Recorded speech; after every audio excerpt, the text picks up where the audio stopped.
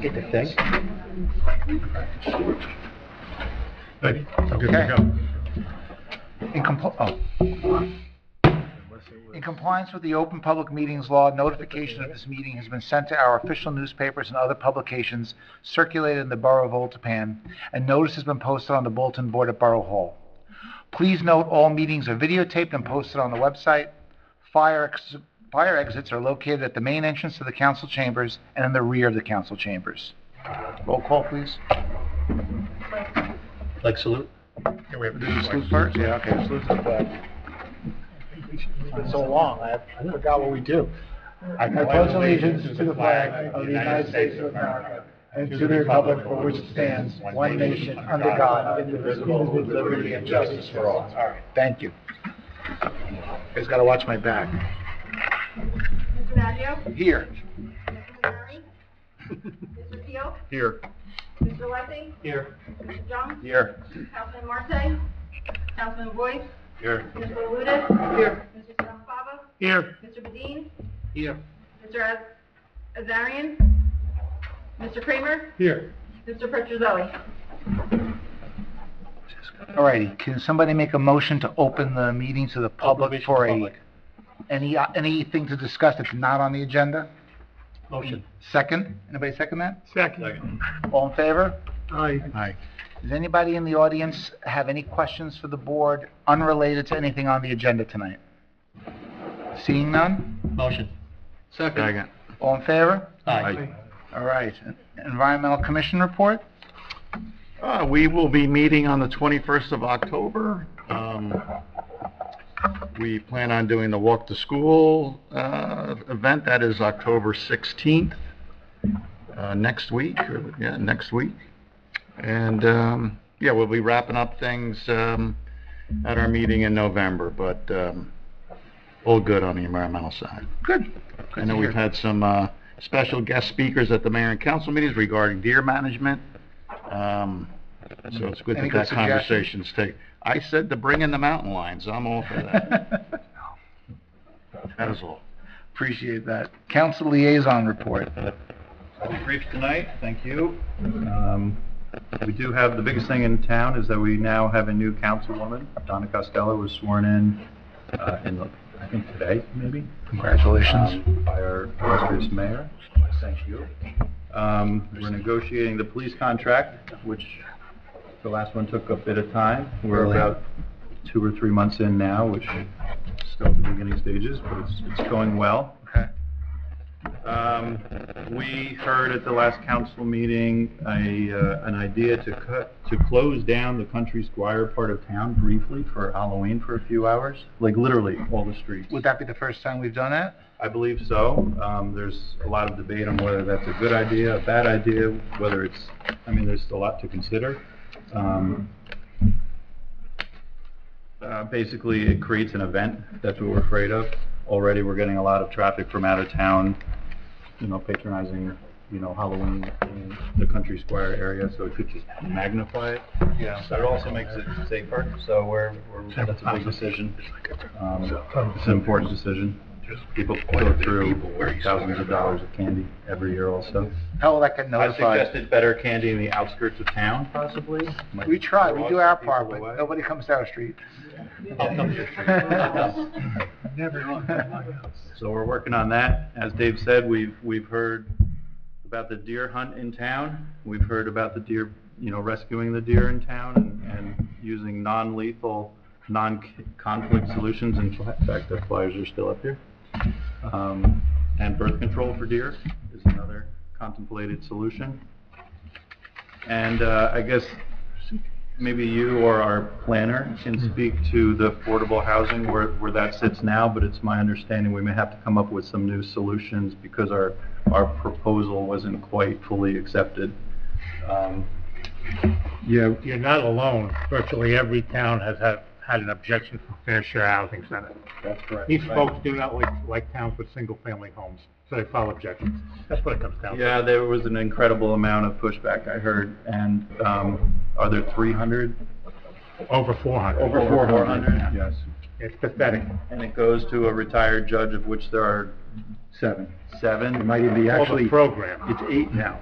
they asked for many Toscos to come back. Well, that's a good selection. He knows what he's doing. So we're contemplating having a special meeting of the affordable housing group that we had previously, that small committee, so we can come up with some solutions. Okay, I'll let you know. That's about all I have for now. Quite a bit, very good. Everybody should have a construction official report that was in the package that was sent out. Financial secretary report. Oh, wait a minute, I skipped the borough engineer. Sorry about that. No report, Mr. See, I knew, Tom, I sensed it. I had one, but you hurt my feelings. Bye. There you go. All right, financial secretary report. So currently, we've had a few busy months. Out of budget, we have a total of $5,397.26. And out of escrow, we have $7,831.00 for a grand total of $13,228. Wow. Anybody have anything they want to say about it? She said it's a We business. need somebody to make a motion. Motion. Second. All in favor? Aye. Approved. All right, meeting minutes, Gave you, the March 12th. yeah. Okay. Anybody have any comments about the meeting minutes? Seeing none, motion, Make a motion to accept as submitted. Second. all in favor? Aye. Anybody have any new business? Is there any old business? Are there any communications? Awesome. We're just flying through it today. All right, we do have one resolution, 36 Birchwood. Mr. There is a Reagan? rear yard setback variance that the board granted at the July meeting. We haven't met since July, so. Okay. Did everybody get an opportunity to review, and does anybody have any comments? And if not, can somebody make a motion? Motion to approve. Second. Roll call? Mr. Maggio? Yes. Mr. Keel? I don't believe I'm eligible. Mr. Alessi? Yes. Mr. Jung? Yes. Councilman Boyce? Yes. Ms. Paludas? Yes. Mr. Scarpafava? It's been so long ago, I don't think I was here for that. Mr. DeVries? Yes. Mr. Azarian? Yes. And Mr. Kramer? Yes. Congratulations out there, whoever they are.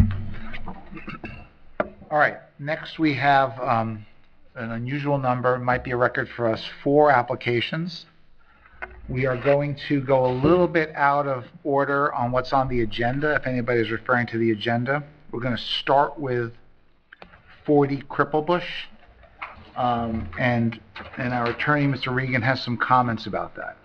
Well, first of all, if I ask Jen, the notice is at least for now in order? Yes. Okay. Is the applicant present, 40 Cripple Bush Road? Yes. Come up forward to the table Up here. there? Yeah. Oh. Wow. Yes. Can we have your name, please? Betty Ann Sidoti. Okay. And I'm going to swear you in and simultaneously swear up planner and engineering. Gentlemen and Ms. Sidoti, would you swear or affirm that the testimony you'll give in this proceeding shall be true, self you got? Yes. I do. Okay. I do. Why the chairman called this application before the other applications on the agenda is I had some questions about whether a D3 variance is required, which is called an accessory apartment for seniors is a conditional use. And it's subject to certain conditions in the zoning ordinance. It's all spelled out in section 255-56. There are a number of requirements, requirements A through L, that have to be met. If they're not met, it triggers what's called a D3 conditional use variance, okay? In reviewing the plans, one of the requirements is that the accessory dwelling must have a minimum floor area of 100 square feet, obviously you satisfy that, but shall not be greater than 25% of the total floor area of the building. When I look at the plans that were submitted with the application, and I'm not saying they're accurate, I'm just saying what they say. They say that the total, square footage of the building is 3,636. The garage area, or the garage level, which is the area that would be converted to the accessory dwelling unit, is that correct? Yes. That's 1119. Okay. No matter how you calculate it, that's more than 25% of the total floor area. So that would trigger, in my opinion, the D3 variance, and I'll defer to our planner and engineer, because they're a lot better on math than I am. Yeah, the reason for that is that, as the attorney had mentioned, this is a conditional use. When you deviate from a conditional use requirement, it goes to a higher level of review. The higher level of review is a D variance. It's called a use variance, but it's really related to the conditional use that's there. And if you're not meeting some of the conditions or deviating from them, you need to seek that relief from the board. Okay. And that's a special type of relief. The other concern I have, and that's paragraph F of that section 255-56F, is 255-56I. An accessory dwelling unit may not be situated or contained within a cellar or garage. Arguably, if you're converting the garage to the accessory unit, you're including the dwelling unit within the garage. I guess you could argue against that idea, but I think a rational reading is that would require a D3 variance too. It still needs relief from that standard. Okay. So, and then I looked at the notice. It didn't make any. First of all, the application did not seek a D3 variance. It simply sought approval of a conditional use. So I think you need to go back and amend the application to seek the D3 variance release. I mean, we deferred to the professionals of our architect to put that through. We got Is the your permits. architect here? He's not here today, but Yeah, you ought to we talk- got all the proper permits for it, so, What permits did you receive? to do construction on the house. Jen? So they pulled permits at their final inspection. The electrical inspector that was filling in realized that there was a deadbolt between the home and the garage, and there was a kitchen, which the plans didn't call for a kitchen. And the kitchen was going to be in the accessory unit. Correct. That's the problem. I mean, this application is a little more complicated. You may want to speak to, I'm not telling you what to do, but you may want to talk to not only your architect, but an experienced land use attorney, because there are a number of requirements that have to be met. They're going right over there, brother. Sure, I'm just confused. We have your name, please? I'm going to, Mrs. Sidoti, will swear you in. You would raise your right hand. Do you swear or affirm that the testimony you'll give in this proceeding shall be true, so help you God? Okay, you want to talk? Go ahead. The 1100 that sounded like garages, they're not. The garage is 600 square feet. You said something about which is... Well, I'm just saying what the architect planned, And which It's 600 square feet. I'm not making it up. It says right on here. one of the other challenges was that the application was pretty incomplete. There wasn't a lot of information. It was very hard to review the application, unless information is missing from what I had. But we got permits to do it though. They were approved. And Yeah, also, I'm talking about the confused. application that came before us, so there wasn't Okay. enough information, but what we saw this time, is... not the original one that we got when they gave us a permit. Did you have, this is Mr. Coons is your architect? Yes. He prepared these plans, and he's showing that the total floor area of the building, as proposed, would be 3636, with the garage level being 1119. You could take 1119 over 3636, more than 25%. Well, I think they might just be using a portion of the garage. That's a new wall in between. Like right now, it's 2 garage doors. Yeah, they were- It looks like the accessory dwelling unit is basically one of the garage doors. And then the family room, I don't know if that's shared or what. So it's a little confusing. No, the family room is not shared, was on this side, but the 2 garages, the total, one is 13, one garage was 13 by 27, including the bathroom, there was an existing bathroom, and one garage was 11 and a half by 27. One is 11 by 27, one is 13 by 27, and then one of them, there was a bathroom already, an existing bathroom. So how did that came 1100 Yeah, square feet? that's not 11. I So don't. does the family room go with the accessory unit or with the main house? No, No. This is the main house. Yeah. Existing. So I think they would meet the area requirement, They but meet the area. there's some other Mm-hmm. concerns, obviously. Yeah, you probably should have your architect here to answer these questions. That's why you're paying him. Paying him good money, he should be here answering these questions. Right, and we expect the professional to do the right thing. The Mhm. thing with the door was my mistake, and I didn't want to be cheap about it. I didn't want to remove the door. Was an existing door from the house Nothing wrong with to that. them. And it's like, I feel so silly from pointing No, that no, out. don't look at it that It was way. a perfect door. I These said, are why should we complicated change it? issues, okay? And Mr. Chairman, another issue I think they should address if they're gonna come back is, the way I read the accessory dwelling ordinance, you need to add a parking space for the accessory dwelling unit. Right. In this case, Yeah, you need two we're plus one. losing the garage parking and we're not adding. Yeah. So we're at a deficit. So that'd be +1.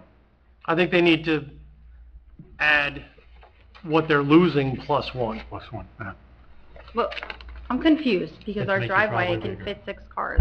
We have six, yeah, we can put 6 cars in Our the driveway is driveway. huge. He has to demonstrate that on it might be very easy to do. You may Okay. may be able to take the site plan. Again, Okay. the package is very incomplete. You shouldn't be here alone, you should have You should, professionals you with should you. have professional support, and the information provided was, I'm not even gonna say the bare minimum was less than the bare minimum. Yeah, and if you need a D3 variance, you have to provide evidence that justifies that relief. You And can't just come in and say, we want to do what we want to do. as a proud owner of an accessory dwelling unit, where my mother-in-law lives, okay, I can say to you, we would love to see you get this passed, but you just don't have enough information for us to do this. Okay. So what would we need to Yeah. have? All right, so, well, first of all, your architect should come the next time. Okay. You may want to speak to a land use attorney, but first find out if in fact it is. What's the square footage of Square the footage. accessory unit? Right, The exact square footage, divide that by, and I'm not saying the architect's numbers are right, but he's saying it's 36, total floor area of the house. he needs to verify the square Yeah. footages. If it's, The way it's written, it doesn't look right, but if the it's way. over 25%, that triggers what's called a D3 variance. It's called a conditional use variance. Sure it's less. Mr. Chairman, if the architect wants to call me, I'm happy to go through the Why don't conditions you with them Get Tom's and contact explain information. what the concerns are. Okay. And then obviously there's the issue about being located in a garage. That might just be an interpretation, because a garage could be converted into living space, but, and then That's the last probably part, not as serious as Right. the other. and then the parking space might be as simple as just somebody showing the parking on your plan. So you might be 75% of the way there, but we just don't have enough to be able to do it. Yeah, Okay. but bring your professionals with you next time. Should we bring that? Yeah. And All righty. one more question, if, Yeah. Yeah. on the garage issue, they've already got permits to change the garage into living space. So based on that, I think they could take the position that they're no longer putting the accessory dwelling unit in a garage. Right. So, That's why I'm just confused, because we've applied and got approved for And permits they to get do them all of inspecting this. So I'm just before kind of we- curious, Well, you it gotta sounds prove like for- it's kind of a backward gotta way prove of for the- doing things. Yeah, For the we are. garage to be We got converted approved for all of to it. residential, Not use, for an accessory But not for an accessory. That's the thing. No, There's a kitchen, there's a stove, Right. there's Yeah. electricity. We did get approved When for they it were though. issued, they were issued under the assumption that it was living space, Yes. not converted into an accessory dwelling. The kitchen's what triggers it to Once you become an make the accessory kitchen, dwelling unit. it It makes means- it like another apartment, Okay. which, I get it, I completely understand that. Right. But that changes everything, and that now kicks in this whole requirement for an ADU. Okay. Yeah, your It's not architect, the lock, by the way. It's not the lock that triggered it, it's the kitchen that triggered it. Okay, just so you know the that. architect, and if you retain a land use attorney, need to look at 255-56 of the code. Mr. Chairman, I actually have a copy of our memo which outlines the requirements. Yeah, So if you'd like to Why copy. don't you I would provide love that, it. that's helpful. Okay. Yeah. Okay. Perfect. So you've got the planner's comments, I have your two. architect should reach out to Mr. Scrabble, our engineer at the far end. Okay. And you should be able to have enough information to come back to us in a month and Okay, perfect. Perfect, thank you get so with much. us. What's the next meeting? Thanks. The first, second. What's the next meeting? November Well, I think 12th? November 12th. November 12th. November 12th. All right, good luck. Good luck.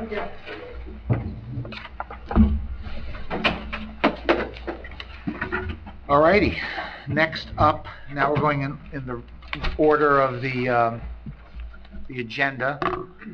We had 4 applications, now we have 3 applications, and we are 20 minutes into the meeting, which isn't too bad. We're going to try to average an hour or less for each one. We could do that. Dean, I heard you have like 12 or 13 professionals. No. I was hoping less than half of them. I love that. That's perfect. Because we don't want to get home and see the end of the baseball game. This is Spring Court. So we're going to do 8 Spring Court first. When you do that, I'm just going to bring this to them. Because I'm going to forget and take it home with me. Jen, the notices are in order on this? Yeah. Okay.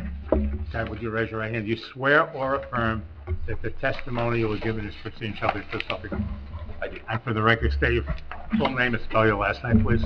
Sergio Smolona Jr., M-I-L-O-N-A, the first name S-T-E-O-G-I-O-S, just in case. Thank you. And just for the record, I'm going to again swear in our professionals. You swear or affirm that the testimony will give in this proceeding shall be true, self I do. We'll let the record reflect that the applicant's been sworn, and the board's planner, and the board's engineer. Thank you. Covered patio.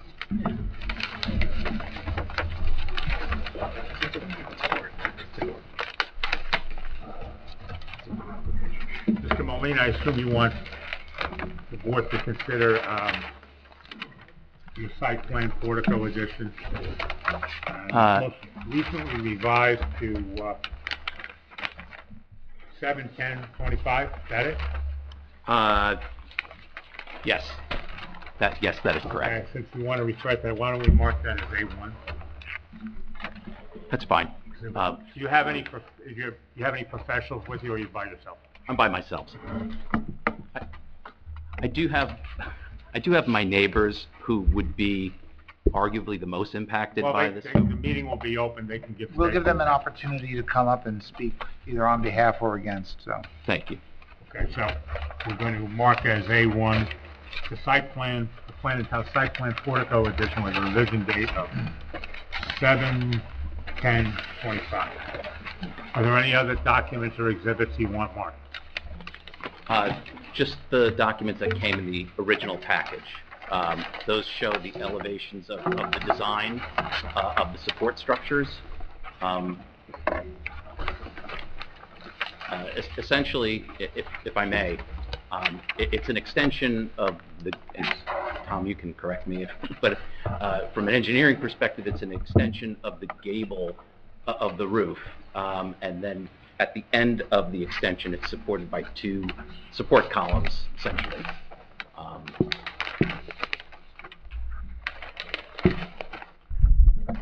Approximately 20 feet by 23 feet dimensions. That's the dimension of the portico?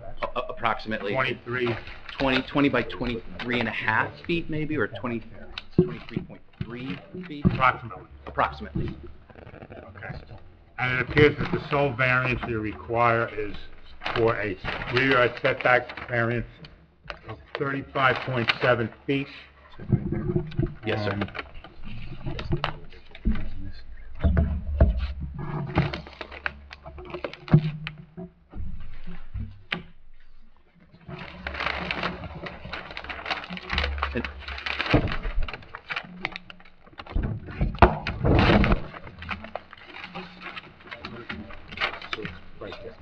While we're looking up things, I have to apologize.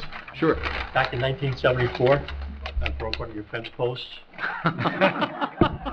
Mike, I think you're qualified from hearing this application. I got disqualified. The statute of limitations. Yeah, it appears that Church Matters owned the house, and Arrigo's owned your house. So I broke the fence poles, probably still broken. How did you think it? I got attacked by a dog, believe it or not. What kind of dog? German Shepherd. You're forgiven. I think you're still dealing with this. I know. So just send them the bill. I think that it was a post and rail style fence back Yeah, then? split rail fence. Yeah, so it's the same fence. Yeah, it's probably still broken. I'll come by and fix it. Anyway, it appears that the variance you're seeking is for a rear yard setback of as a result of the portico of 35.7 feet, which is Yes, sir. less than the 40-foot requirement. Is that correct? Yes, sir. Any other variances? No, sir. And you're also building the patio, is that right?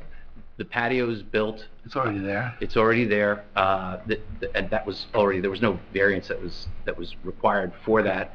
The stormwater, or runoff, if you will, is already addressed, with the existing hardscape that's in place. It's an underground system, with 2 seepage tanks.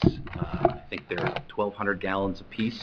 I could get the specifics on that. I think actually, the plans were submitted over a year ago with respect to the hardscape. So as far as runoff management, that's all been addressed. And you had to amend to show the portico because the original plans didn't have the portico. That's correct. That's correct.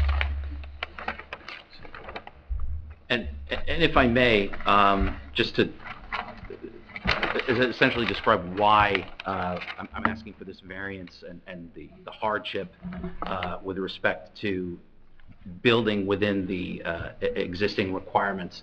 The house, so the lot is a diamond shaped. It's slightly narrow. It's not a perfect square. The house is situated slightly to the left. If you're looking, directly over one of the plans, the house is situated slightly left, and then also slightly, it's not centered, let's put it that way.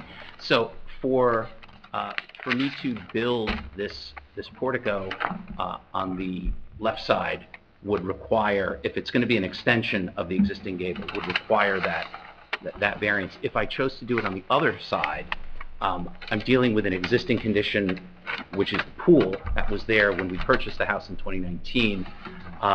I actually did go through the exercise of getting price quotes to fill in the pool and move it. It was cost prohibitive. And then I also had my builder look at, and he said there's no way this would ever be approved. Actually doing a shortened version of that, and the setback requirements from the pool just would not make it possible. I mean, it's a safety hazard for one, and I think it's a 10-foot minimum setback for any extension of the house. You'd have to have a support column there, and it would just aesthetically look bizarre because you'd have this cantilevered thing jettisoning out from the house on that side. We'd be fine with the minimum setback requirement on that side of the boundary line of the property lines, but with respect to the setback with the pool, it would just make it impossible. And then obviously just the filling in the pool and moving it was just not a viable option just from a cost perspective. Well, your position is that you're limited because of existing site conditions, not only the configuration and shape of the property, but the location of the pool, and actually the location of the existing structure. That's correct, sir, yes. So everybody, the board's going to get an opportunity to ask you questions at some point, but it's always helpful to bring a professional. You heard that with the last applicant. They can guide you in terms of what are the things to talk to us about. But one question before we get to the whole board is, so why not make the covered portico smaller so that it complied? Right. I'm glad you asked that. So in my write-up, I actually describe how much smaller, just based on the lot line, less than half the size. Yeah. And so what we're trying to accomplish with the portico is, the backyard, like a lot of people's backyard, it gets hot in the summer. My parents are older. I want to have a place for them to sit in the shade. And what we also would like to do is build like a small outdoor kitchen space eventually, so that everybody can sort of gather around, be by where we're cooking, potentially have an outdoor entertainment space. I don't know if that means it's a bar or, everybody's invited, or an outdoor television or things like that. We want to have a place where we can sort of gather, but be in the shade. We thought about potentially doing different mixes with umbrellas, which wouldn't look right. We also explored an accessory structure, making it separate from the house. Aesthetically, it just doesn't look right, and you're also now dealing with dead space because it's uncovered. So it's not maximizing the utility of what the portico is supposed to be as far as what we envision for it. You know the capacity of the seepage pits? They're there now, they've been already installed? They're there, yes. Okay. You know the capacity of each one of the two of them? I believe it's 1,200 gallons per. I can confirm that with, it actually might, you know, it might be in... And that does not include the stone, so the storage is actually significantly more than that. I'm sorry? The 1250 does not include the stone voids, so the capacity is significantly more Probably than close to 3,000. 1250 each. So when all this says proposed, explain that to us. It says proposed seepage pits on these drawings. No, that's an old, I'm sorry, That that's was an a old drawing. The 2023 new drawing. drawing I had the shows- same issue. Yeah, that's... So basically, you just want to build a portico at this point in time. No kitchen, no entertainment center, just a shade roof That's, that sets over the line. And the reason why it sets over the line is because of the structure of the columns would be kind of dangerous for the pool, right? So it's just, you just want to build a roof with columns. That no pool, no Right. kitchen, no nothing. Just at this point in time, the at roof this point in with the time, columns. a roof with columns on the left side, because if I did it on the right side, it would be impossible because of where the pool's positioned. All right, We gotta go to the motions. And just, I don't think there's public. and to do it in that center portion, if you look at the house, it's shaped like an H. To do it in the center portion, the gables run left to right. There's just no way of doing it. And then I just have a question, I guess, for our professionals. The space counts as floor area, it's covered, right? I was a little confused in terms of the square footage. What's the actual square footage amount? Yeah, if you look at the FAR Yeah. standards, you'll see in the upper left-hand corner, they did a calculation of that next to the vicinity map. In that they had three, essentially, I saw that they included the existing stoop as well as the proposed portico, and even with that, they were under the total FAR requirement. Okay. So I think there's even a buffer in that. I don't think you needed to include the stoop, but that's your engineer looking to calculate that. But, Okay, thank you. All right, what we're going to do is we're going to open it up to the board to ask any questions. We'll start down at the far end with our engineer, Tom. Thank you, Mr. Chairman. Just as the applicant said, the stormwater management was addressed when the pool improvements were done, the patio improvements were done. So all of the area that the portico would cover was included from a stormwater management standpoint. Okay. The seepage pits are shown kind of on the, I guess you call it the southeast corner of the property. And then there's an overflow that goes out the front in the event of a larger storm. So from a stormwater management standpoint, I think they're well taken care of.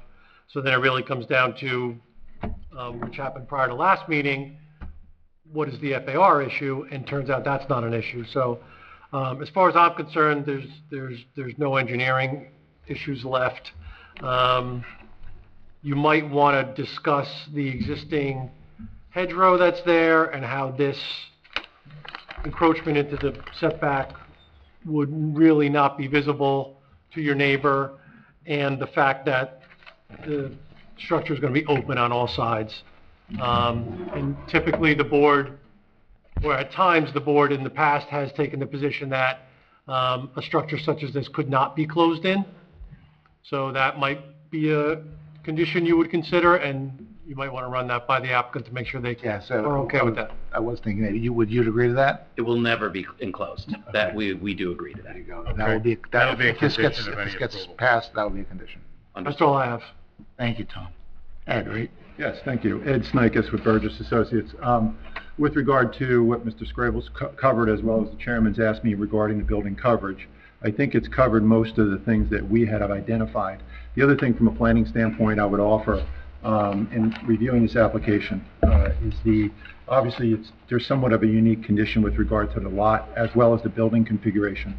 Plus, as Mr. Scrable pointed out, is that it is an open air. feature. So therefore, the open air has a little bit less effect. And you're trying to line up this with the alignment of the building as well, correct? Correct. So therefore, architecturally, they're looking to marry it with the architecture of the building. So I think that goes further into some of the proofs.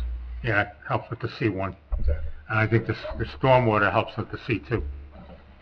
Anything else? That's all I have. Thank you. Tom? No questions. I already asked my questions. No Mr. questions. Lessing.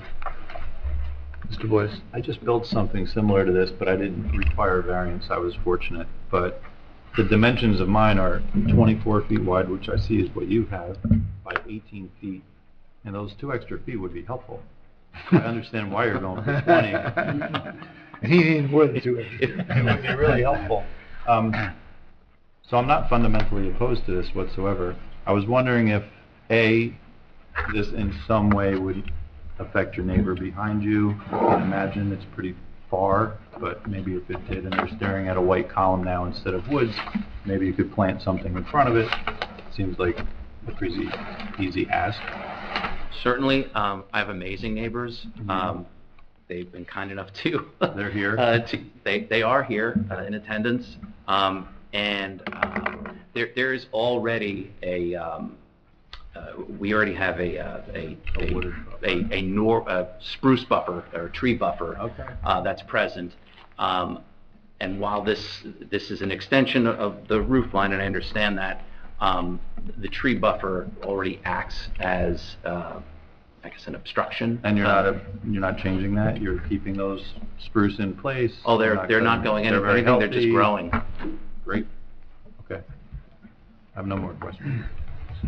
And will Tom address my concerns regarding stormwater? It sounds like we got agreeable neighbors for the slight variation that we might be approving tonight, so I have no further questions. Bob? No questions. I'm good, no questions. Any questions from you? No questions. No questions. That's it. All right, we do have to open the meeting up to the public for anybody. Anyone Make a motion to open meeting to public. Perfect. Second. All in favor? Aye. All right, is there anybody from the public who has any questions regarding the application Or comments? or comments? Sir, would you raise your right hand, please? You swear or affirm that the testimony you'll give in this proceeding shall be true, so help you God? I do. If you give us your full name and spell your last name, please. Richard Tony, O-L-T-O-N-I-O-L-O. Thank you. And most importantly, I'd like to address Mr. Alessi's remarks. Periodically, my wife and I still get mail addressed to Mr. Rovigo. From his undergraduate university, I presume they're looking for money. Wow. Let's give it tonight. I do have a story about their house, too. You know I where put he a lives. dent in the room beside it with a rock Now you know. just last week. I'm not used to sitting while speaking. Mr. Regan can attest to that. Our yards, our rear yards abut each other, and there is sufficient evergreen landscaping on the property line of Steve's property to buffer any view of the landscape behind his evergreens, and also hiding the canopy that he proposes to construct with this project. There is absolutely no effect on my property visually or any other way. I have no objection if the board chooses to approve this application. Thanks, sir. Thank you. Thank you. Is there a gate in the fence so you can use the pool? Slow enough I can hop. Well, go by the broken part. Good to hear. Anybody else from the public have any other comments or questions? Seeing none? Motion to close. Second. All in favor? Aye. All right, assuming that there's nothing else to ask, there's no other professionals, there's no professional. Well, I'm an attorney. All right, there you go. You were ahead of the game before you. Now it changes everything. Now we're going to ask you tougher questions. I should have kept my mouth. What do you think about that D3? No. So, does anybody have a motion they want to make? Motion to accept. With, To approve. But yeah, all the stipulations of the board and the open air and everything else that goes with it. We have it. okay. Accoutrements. Anybody want to second that? Second. Let's do a roll call. Mr. Maggio? Yes. Mr. Keel? Yes. Mr. Alessi? Yes. Mr. Young? Yes. Councilman Boyd? Yes. Mr. Labuda? Yes. Mr. Scarlafava? Yes. Mr. Dean? Wow. Yes. Mr. Varian? Yes. Mr. Kramer? Yes. Congratulations. Thank you very much. Thank you. Oh, we've already guessed because he's got the open invite. There you go.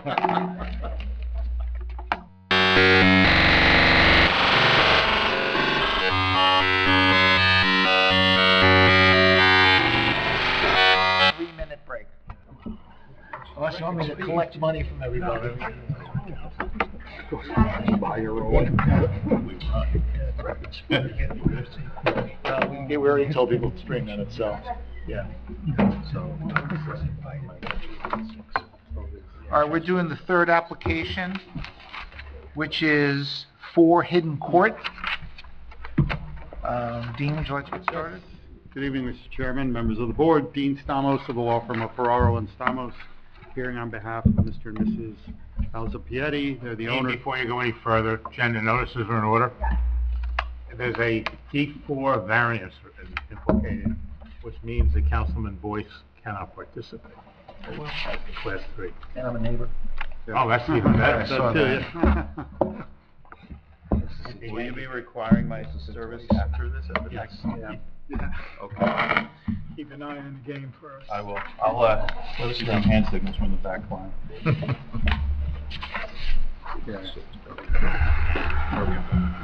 All right. Again, yeah, okay, so thank you. So they're the owners of 4 Hidden Court. It's block 701, lot 1.03. As you all know, it's in the RA 40 zone, which requires a lot size of 40,000 square feet. This property is oversized. It's 54,849 square feet. They are currently they're at that limit with the size of their home and other structures they may have at the 0.14 for FAR. It's actually, we had 0.15, but I think there was just some calculation. It's a little above that, so it's closer to 1.6. Yeah, 0.16. we just discussed that with Tom. All right, so, but again, this implicates they're proposing a cabana. They have an existing pool. They have 3 young boys. They see a lot of family, entertain a lot. They'd like a space away from the home that they can enjoy with their family. The structure itself, the livable area is 494 square feet, and then the covered porch is 253 square feet. That's where I got the total of 747, but I think it is in compliance with section 255. I know Bob and I had a brief discussion about that. So again, it does implicate a D4 variance. So I have with us Mr. Martins, who's our professional engineer. We have Mr. Michael Scrow, who's the architect and prepared the drawings, and also David Carlback, who's a planner, who can briefly just discuss the proofs for the D variance. In addition to the D4 variance, I think you also need a variance for the size of the cabana. That's just, I mean, it's kind of like, I know we discussed that, and I think we can discuss it with the planner, but the section... that would be a C variance, not a D. Yeah, no, I understand, but I think it says accessory structure can't be greater than 500 square feet. Right. And then 750 square feet of covered area. We're at 494 and total of 747. So I think we sneak under that. Well, I think we need to address that. Okay, Try to figure it out. Even if it does, we'll discuss it, and Really, it's that's- subsumed in the D variance. C would ride on the coattails of the D4 Correct. anyway. Okay. Okay. All right, so if we can swear in Mr. Martins. You swear and I gotta do our profession. Do you swear or affirm that the testimony you'll give in this proceeding shall prove self you got? I did. Let the record reflect that Mr. Scrabel and Mr. Sneakus have been sworn the board's engineer and planner respectively. Mr. Martins is the applicant's engineer. He's previously been here before, so he can be deemed qualified as in a field of civil engineer without any further. Thank you, Mr. Reed. Thank you. Mr. Martins, you've prepared the drawings that were submitted as part of the application? I have indeed, and they're mounted on my easel tonight. They were colorized for tonight's presentation, indeed. Okay. Mark it A1. Mark it as A1. And just give us the last revised date, or the date of the plans and the last Only one revision. day on the plan, which is May 7th, 2025. Okay. Which is entitled Site Plan Proposed Cabana. And so colorization is basically the brown area represents the cabana, and the T-Mac would also be colorized. Can you describe the property, please? Sure. Yeah. So the property is known as 4 Hidden Court. It's located on the cul-de-sac of Hidden Court, which is a dead-end street, of course, designated as Block 1.03 and Block 701 on the proposed tax map. The oversized piece of property, it has an area of 54,840 square feet. It's a somewhat irregular lot. As you can see, there's an existing structure on the property which is occupied by the Alcides, circular driveways, an attached garage, and porte cochere. Other improvements are some patios in the back, and of course the existing pool, which is to the rear of the property. So what we're hoping to do is to construct a cabana situated in the southwesterly corner of the property. As I mentioned before, that's the brown hash area, which is the footprint of the structure. As you mentioned before, that area is 494 square feet. There's a covered section of that patio in front of it, which is another 253 square feet. So we have a total area of 747 square feet of improvements. We're also proposing some stepping stone areas that connect the patio of the pool to this covered patio. There'll also be some areas on the easterly side of the cabana as well, which will have stepping stones. In terms of grading, the area around the patio is relatively flat, but it does slope up towards that rear southwesterly corner. So we're going to cut that grade down a little bit. We'll have a small retaining wall along the westerly side, which will be no more than 2 feet and 3 inches in height. And the rest, again, will be sloped. In terms of drainage, we propose a new drainage system consisting of Coltech retention chambers. These are underground chambers. All the root drains from the proposed structure will be piped underground to this system. One other aspect of this development is that there is existing storm drains that run behind the pool area on the diagonal. We are going to be relocating those, situated in between the proposed cabana and the proposed pool. We'll have some new manholes and new piping, some new roofing piping will be removed as well. We do request a variance for FAR, as mentioned before. That would be 0.16. It's basically the area of the new enclosed structure of 494 square feet, which increases the existing conforming FAR to 0.16, as I mentioned. The 0.16, because Mr. Scribble said it was 0.19. No, 0.159, sorry. Okay, thank you. Thank you for clarifying. In all other respects, the building, with the exception of the area to be discussed, conforms with the building setbacks, rear yard setbacks, side yard setbacks, and building height as well. Just looking at the area, if you could just describe the predominant land use and what's around the property? Sure, the aerial is a key map. It's also aerial imaging around the property and the tax map lots. So to the east and basically surrounding on the eastern side and southern side is Forest Farm. There's farmland. To the southwest is Lakeview Drive, which is a multi-family development. Okay. From an engineering or physical standpoint, do you think it would have any impact on any of the neighbors? No, I think this location is probably the best location in terms of separation from any neighbors. There's really nobody around other than farmland. So, the other structures, the residential structures are located to the north on Hidden Court, well away from the proposed development, and shielded from the cabana by the existing house and structure. So there's really no impact on anything going on. You could just briefly describe the existing landscaping or cover that's there? Yes, so there's an existing tree line, a pine row along the westerly side. There are some existing trees on the south and east. There's one tree which is on the eastern side of the cabana, which will have to be removed. We will note that some of the front of the tree removal replacements are required by the borough. East is that. Thank you. Right? Yes. East would be this way. Okay, all right. The board has any questions of Mr. Martins? Yeah, we should do that. His testimony is complete? Yes, that's his All direct right. testimony. Start with Mr. Scrabble. Sure. There was a couple items in email memorandum I sent, I think it was yesterday. A tree removal permit would be required for this because they are removing one tree. It's a new ordinance, exactly how it's being... Tom, let's mark your memo of October 7th as B1. Sure. I'm assuming that goes through the building department. Is that right, Jennifer? Correct. Yes. With regard to the FAR numbers, I looked at the existing numbers as well, and the existing home is slightly over. So I think it's important to know that they couldn't build a cabana at all without a FAR variance. So I think that then points you in the direction of it is what they're trying to build reasonable or not. Because it's not a matter of, could they reduce it and not require a variance at all? That would not be possible. Okay. My biggest concerns has to do, and they're not really concerns, they're just items that need to be addressed. The stormwater management system.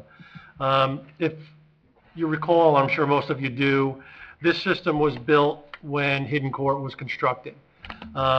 There's properties to the north outside of the Hidden Court subdivision on, I guess that's O'Connor's Lane.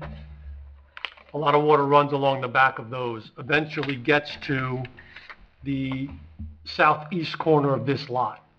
So two 24-inch pipes were built under the back of this property so that it could be filled in and made a reasonable yard area. Otherwise, there was an existing low area, basically a gully that ran through this property. So the pipes were constructed to service other residents, but they were constructed solely on this lot. So at that time, there was some discussion, but the decision was made to make it a private system. It's, again, totally within this lot. The borough doesn't need to own and operate it. So we made the decision at that time to keep it private. How long ago was that, Tom? I'm sorry? How long ago was that? Hidden Court's got to be 15? That's not that long ago. Thank you. I don't see any reason to change it. I just wanted to bring that to the board's attention in case somebody feels differently about it. The second aspect of the drainage comment is, since it is a pretty large undertaking, there are two 24-inch pipes, 4 manholes that need to be constructed. This is something that should probably be bonded, even though it's a private improvement. The mayor and council would need to be involved for sure. But again, it's not an easement. It's all public. It's all privately owned. Oh, It's unique. Yeah. That's why I mentioned it. That's why I mentioned it. It's definitely a You unique could do a bond situation. ordinance on private property. All I'm looking for is the ability to have some control over it and be able to inspect it on behalf of the borough. That's really my only concern. Or you can make that a condition of any approval. And what would the condition be? That the borough will have the right, but not the obligation to access the area where the drainage improvements are located, to determine their condition and to determine whether any maintenance is necessary. And to be able to inspect them during the reconstruction, I think that's important. Would that be acceptable? Yeah, we have no problem to that condition or stipulation. And then the last item I had is that a soil movement permit would be required, but that's minor.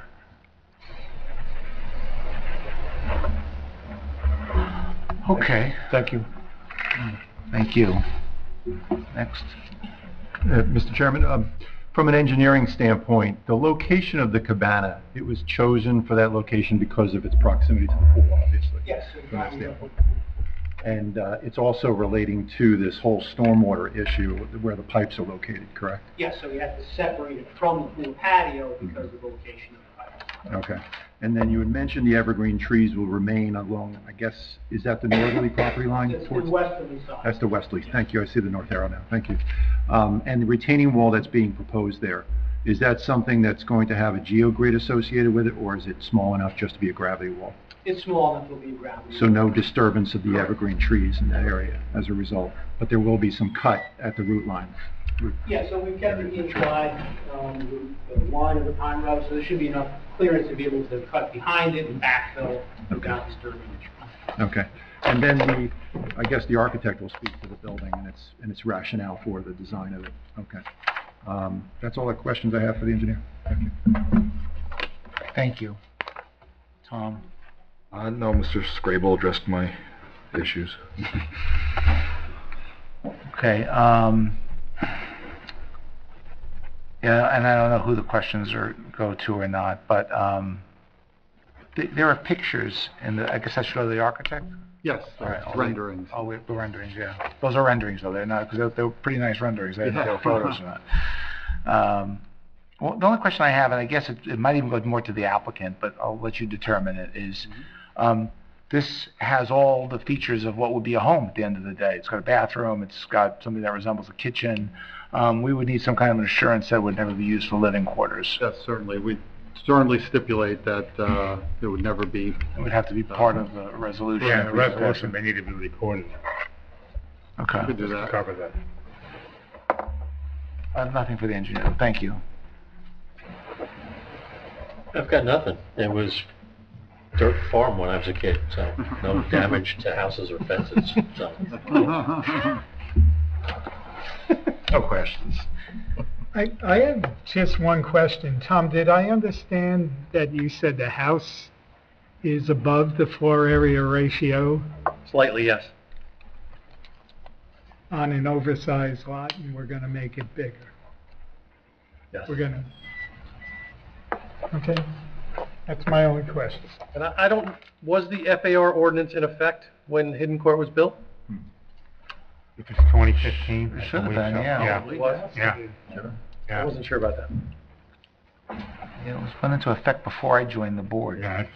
So, I guess the question would be, how did that happen? Yeah. How did it get built yeah. where it exceeded? To some the extent, FAR? the calculation of FAR is an art form, I think. There's definitely a little bit of play in it. Yeah. And I'm assuming that the plans that were submitted showed it just under. And the only thing I would add is I don't think it's atypical that houses in this neighborhood were right at the FAR number. I mean, that this was, intended to be a very high-end neighborhood at the time and with some big homes. And I would guess if you looked at the FAR numbers for all of those lots, they would be right on the number. FAR was 2005. Okay. That's 20 years. Interesting. Actually, Tom, just going back to, you gave that brief history of the 224-inch lines. Those are the lines that the engineer intends to relocate. Right. Where do those lines run? Do they run off the property? Literally, there was a ditch behind where this house was going to be built that needed to be filled in order to make it a reasonable yard for this type of house. So the water is just being taken from one side of the hump that they built to the other side of the hump, and it discharges into the reservoir. There was always, I don't even know if it's pipe work, but it's kind of like a stone swale. There was a defined channel on the water company property because water always ran through this lot. So we just piped it where the fill needed to be put in, but it's ending up in the same spot.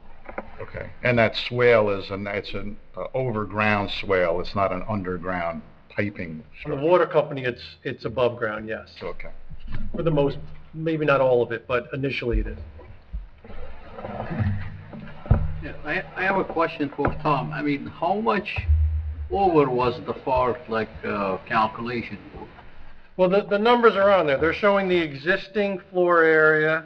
Not the new condition, Yeah, the pre-existing condition? Yeah. Was 8238. Divided by 54,849. So they were at 15%. So, Over. 15, so 1% over. They were at, I'm looking at, I got 15.0 is what the pre-existing condition is. How many the square current feet condition. is that? I'm sorry? How many square feet is that? Above the 14? Yeah. I'm doing real math. Yeah, I know. Well, I always have that problem with FAR. I'm like, why can't they just tell us what the square footage is? So allowed was 7679. Minus 8238. Yeah. 560, 559. Wow. That's not slightly over. Tom, I probably included some porches and things of that nature in these calculations that probably Right. were not included in the original approved plans. So I'm sure the original plans comply with the .94. Yeah, I think you're probably correct. If I were to do it, I would do the same thing. You include anything you think might be included, just to be safe, because you don't want to ask for 16% and then you find out you actually needed 18. So you have to be conservative when you're doing these numbers, especially when you're asking for a variance. So I would agree with Mark on that that's probably what happened. And you might want to spend the time and do the analysis and come back and find out whether you need a 2% variance. That might be worth your effort, but that's up to you. Yeah. Again, I think what we're presenting is the addition of, again, the 747 square feet. What we were before for the last 10 years or not, I think we've been pretty patient to get to this point. So I don't really know how productive that is to just come back to say, yeah, here's the extent of our variance. I think we know what we're asking for, and probably rely on our testimony as to what, if any, effect the construction of this cabana will have to support our variance request. Yeah, I'm not trying to steer you. Okay. Sorry. But if Mr. Scrable's correct, then you're looking at a property that has 540 plus 750, we'll call it, square feet over FAR. You're looking at something that's 1,300 square feet over. If my math's right, I'm not really good at math, but that's fairly significant. The reality is, it's not going to change. I understand well. But so again, I think we'd like to proceed with our testimony.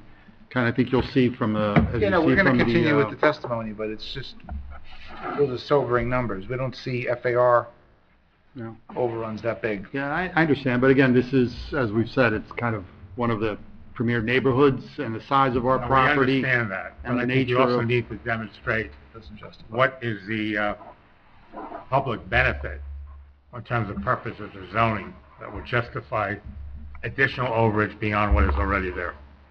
Okay. Whether it's premier or not, you know, there's other people in this town that would like to get a little bit above the FAR, and some can't get the approval to do that. So it is changing, even though you're saying it's not changing. I understand. I know that's what we're here for, to ask for the variance. We're presenting. Right, I just want to be clear. I appreciate it. No, I statement of not changing is not an accurate statement. No, what I'm saying is, proposal-wise, it's not going to change. I can't do anything different.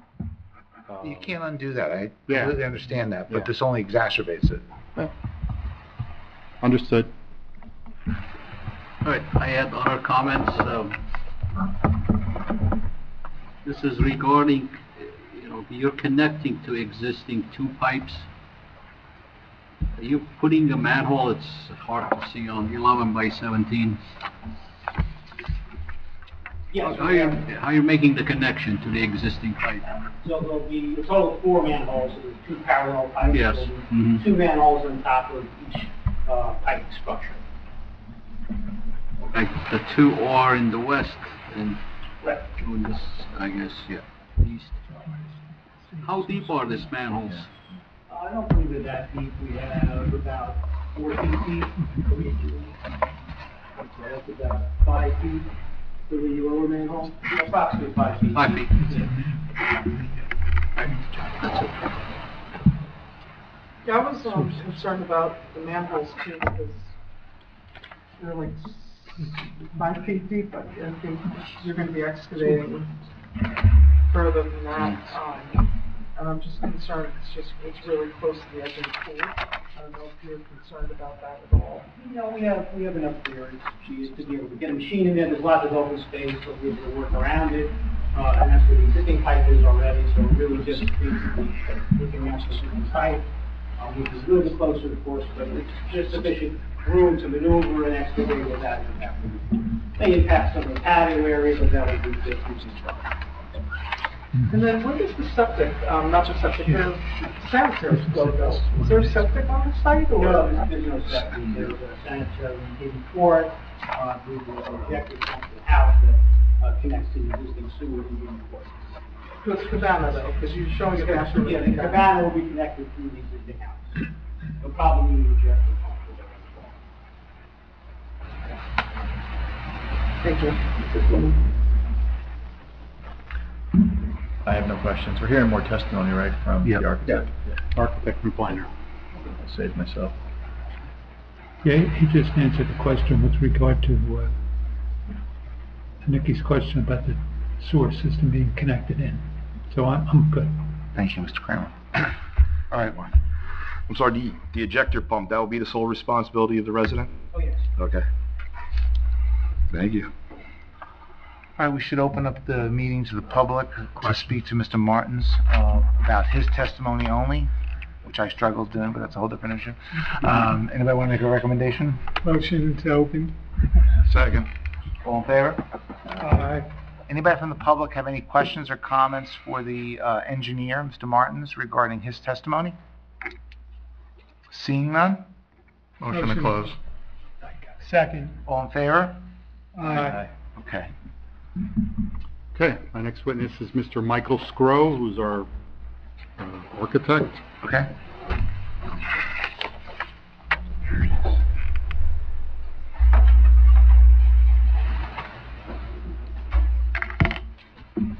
Do you swear or affirm that the testimony you'll give in this proceeding shall be the truth, self regard? And for the record, state your full name and spell your last name, please. No problem. Michael Scrow, S-C-R-O, principal of D Plus Architects, 240 West Crescent, Allendale, New Jersey, 07401. Mr. Scrow, can you please provide the board with the benefit of your education and Sure. I hold a licensing? Bachelor of Architecture from Penn State University. I hold a Master of Architecture from Yale University. I've been the principal of our firm for over 24 years. I testify across the state of New Jersey at various boards. My license is in good standing. Mr. Chairman, I believe you can accept it without any conditions. Mr. Stamos, are you going to mark his plans? Yes. Is there A2? A2. Give us the date of the plan, please, Michael. 4125? So this is 10/8, it's today's date. Yes. There's no new content on the plan, it's just reformatted from what was submitted. And then if you'd like, I can also, there's a rendering, we just made it larger for the board. Is that part of the package? Part of the package. No, we mark it in one exhibit A2. Yeah. Okay, can you briefly describe the proposed structure and your reasoning? So, it's comprised of, and I won't rehash all of the square footages, I think those have been adequately provided during the testimony.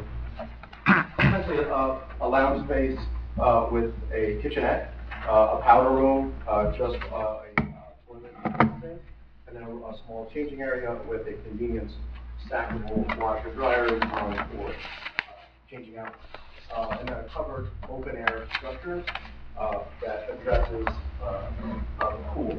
The cabana really draws its inspiration from the main house. We're adhering to the principal materials, natural stucco, natural stone thin veneer at the base, just for durability, and also additional character. The roofing is going to match the house. It's currently asphalt, and obviously the roof forms themselves, hip roofs, gables consistent with the existing home. Okay, and I know you just, is there any other feature? I think you said, is there like an outdoor shower, I guess, for? Yes, so there's a proposed outdoor shower. It's also included within the square footage. It is not roofed, it's just open air. Windows, I should also say, are consistent both in terms of coloration and also wheel pattern with the house. Again, we weren't looking to reinvent the wheel.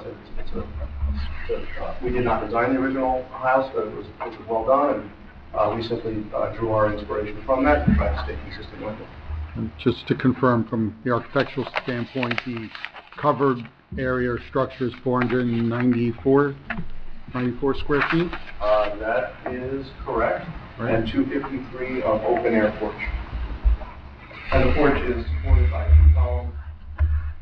Obviously, composite materials. I should also mention that any trim, crowns, friezes, that will all be very high quality, low maintenance, likely AZEK, or something similar. So that Yes, please go to the rendering. So the rendering depicts the view, the pool is off out of frame. Obviously, it's an artistic interpretation. We always run into a little bit of trouble with trying to create the boundary edge with plantings, but we put that obviously on the property line to kind of give a sense of boundary. It's not to suggest that evergreen line exists. But you can see open air.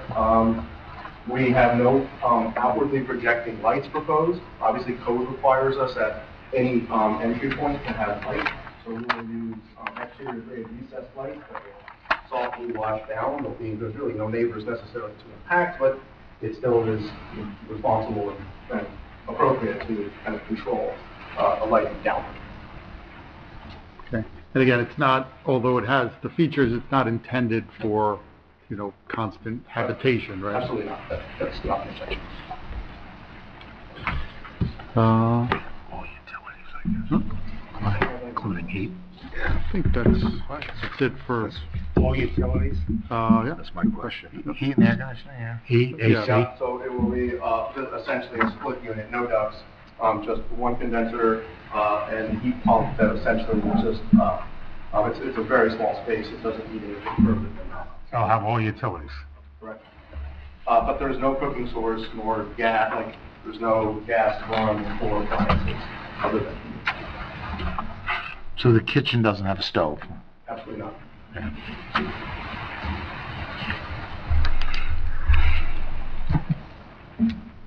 Anything else, Mr. Scrow? I think the only thing that might be, just and it has a little bit more to do, it's kind of that blurred line of between civil and architectural. We really were hoping, architects have sometimes we get a little bit hyper-focused on actual relationships, and we would love to center on the pool. We really wanted to try to avoid further encroachment and creating side yard or other types of bulk. In this case, obviously we comply. The building is 13 feet 4, moving under, but certainly safely to say that to the max ridge. So we did simply accommodate and slide. It will still look very kind of appropriate with the pool, but obviously not the center of that. It's the only thing we'll have to make.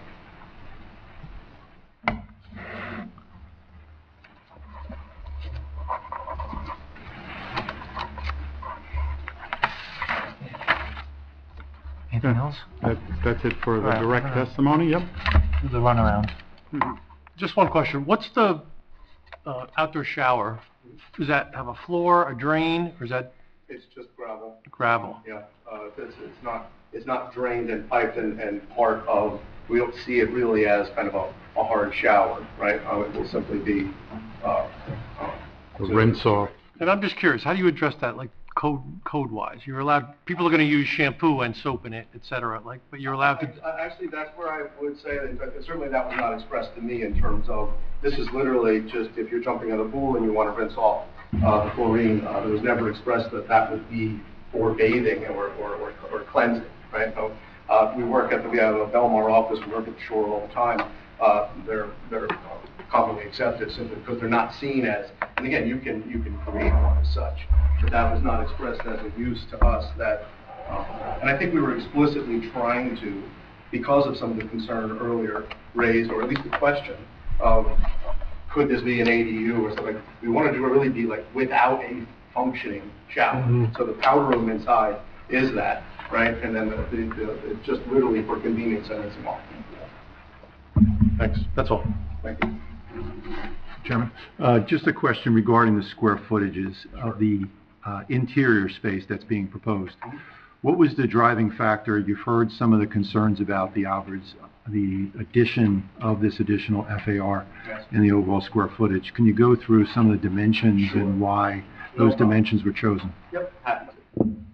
So essentially a powder room at 6 by 6, let's call it, is commensurate with any powder room in terms of code requires 18 inches off the center line of toilet, and then obviously a pedestal sink. So we set that, and that just carried itself. The house is relatively balanced and symmetrical. So in terms of trying to lay out the space, we were trying to do the same thing. We did not want something, that was referential back to the house, and suddenly the house has a balance and then this does not. So you start to kind of develop, okay, this is a kind of a finite width that makes sense in terms of a place to change, folks, towels, a bench, a stackable washer dryer, as I mentioned. So the thing is, once we had this, it kind of lent itself to, all right, for symmetry, let's kind of mirror that on the other side. And it actually works quite well in the sense of you could have a small refrigerator, a sink, convenience dishwasher. We haven't gone into those details yet. We typically get to at construction documents. Probably for this use, you would do a dishwasher drawer and just keep things for glassware and such for entertainment out in the space.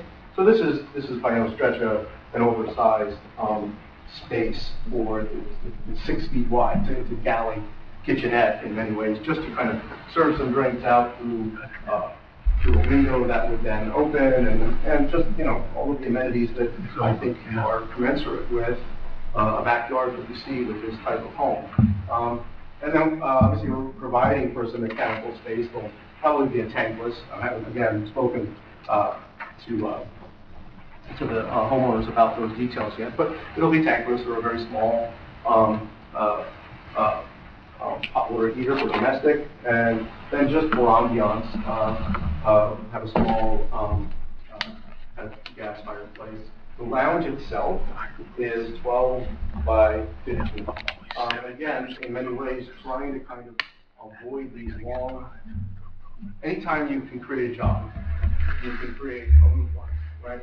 So we were trying hard not to just have a blank, I guess it would be 25, excuse my eyes, 26 foot wide facade. So a small bump, these are envisioned probably as some type of nesting door package, so that it really is largely open air pool use. And the flooring of the inside is going to be very sympathetic in terms of probably something that's, high traction, low slip, durable for wet feet. So it just, in terms of answering your question directly in terms of space, certainly a covered entertaining space, we talked about that earlier tonight. This is probably, see, I won't use bubbles. So 22 feet by 9.5, almost 10 to the outside of the column, but usable where you would put furniture. So I think we heard testimony, I don't want to misspeak on the numbers, but I think it was something like 18 by 20 or change, and then it's not oversized in terms of trying to create simple covered space where you can have some outdoor furniture, not to have to go through this constant, it's going to rain, and you cover the furniture or you bring it in. So I think this is a feature that we're finding we almost don't do a house anymore without a covered entertaining space off the back. Obviously, it was budget allows. So I think they're commensurate with what you would expect in terms of this is not an overly exorbitant. You'll fit probably a 6-foot couch and maybe 2 easy chairs. Out here, you'll probably be limited to, you certainly aren't getting into any kind of extensive sectionals or things like that. Thank you. No further questions. Thank you.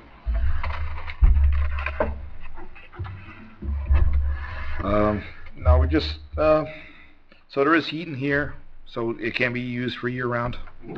That's true. Okay, and you said it would be just a heat pump? It's just a heat pump, and one unit, we're not sure yet where we're going to ultimately, it's probably going to be upper one of these upper kind of walls, side facing. It'll just be the wall-mounted register. And I think in large part, just in conversations, it's certainly not big enough for a Super Bowl party, but if you're sitting and you're kind of outdoors, and there's really a lot of times we'll do an outdoor fireplace, like a true feature, and then you can get a TV over that, etc. There's just really no place for outdoor TV viewing. So we looked at that and said, listen, if you're into playoff season and you want to kind of have the doors open but still feel comfortable, it seems like a nice amenity commensurate with homes, again, of this. So this cabana, you wouldn't have to winterize it at all then?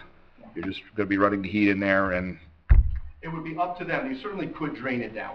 Okay. And leave it, take the pool equipment, the chaise lounges, use it simply as off-season storage, right? And then in spring, get it going again. I would always advise that just I never like to see sheetrock or any, if you've got, some of the challenges of outdoor kitchens sometimes are just, it's tough if you can keep them somewhat tempered.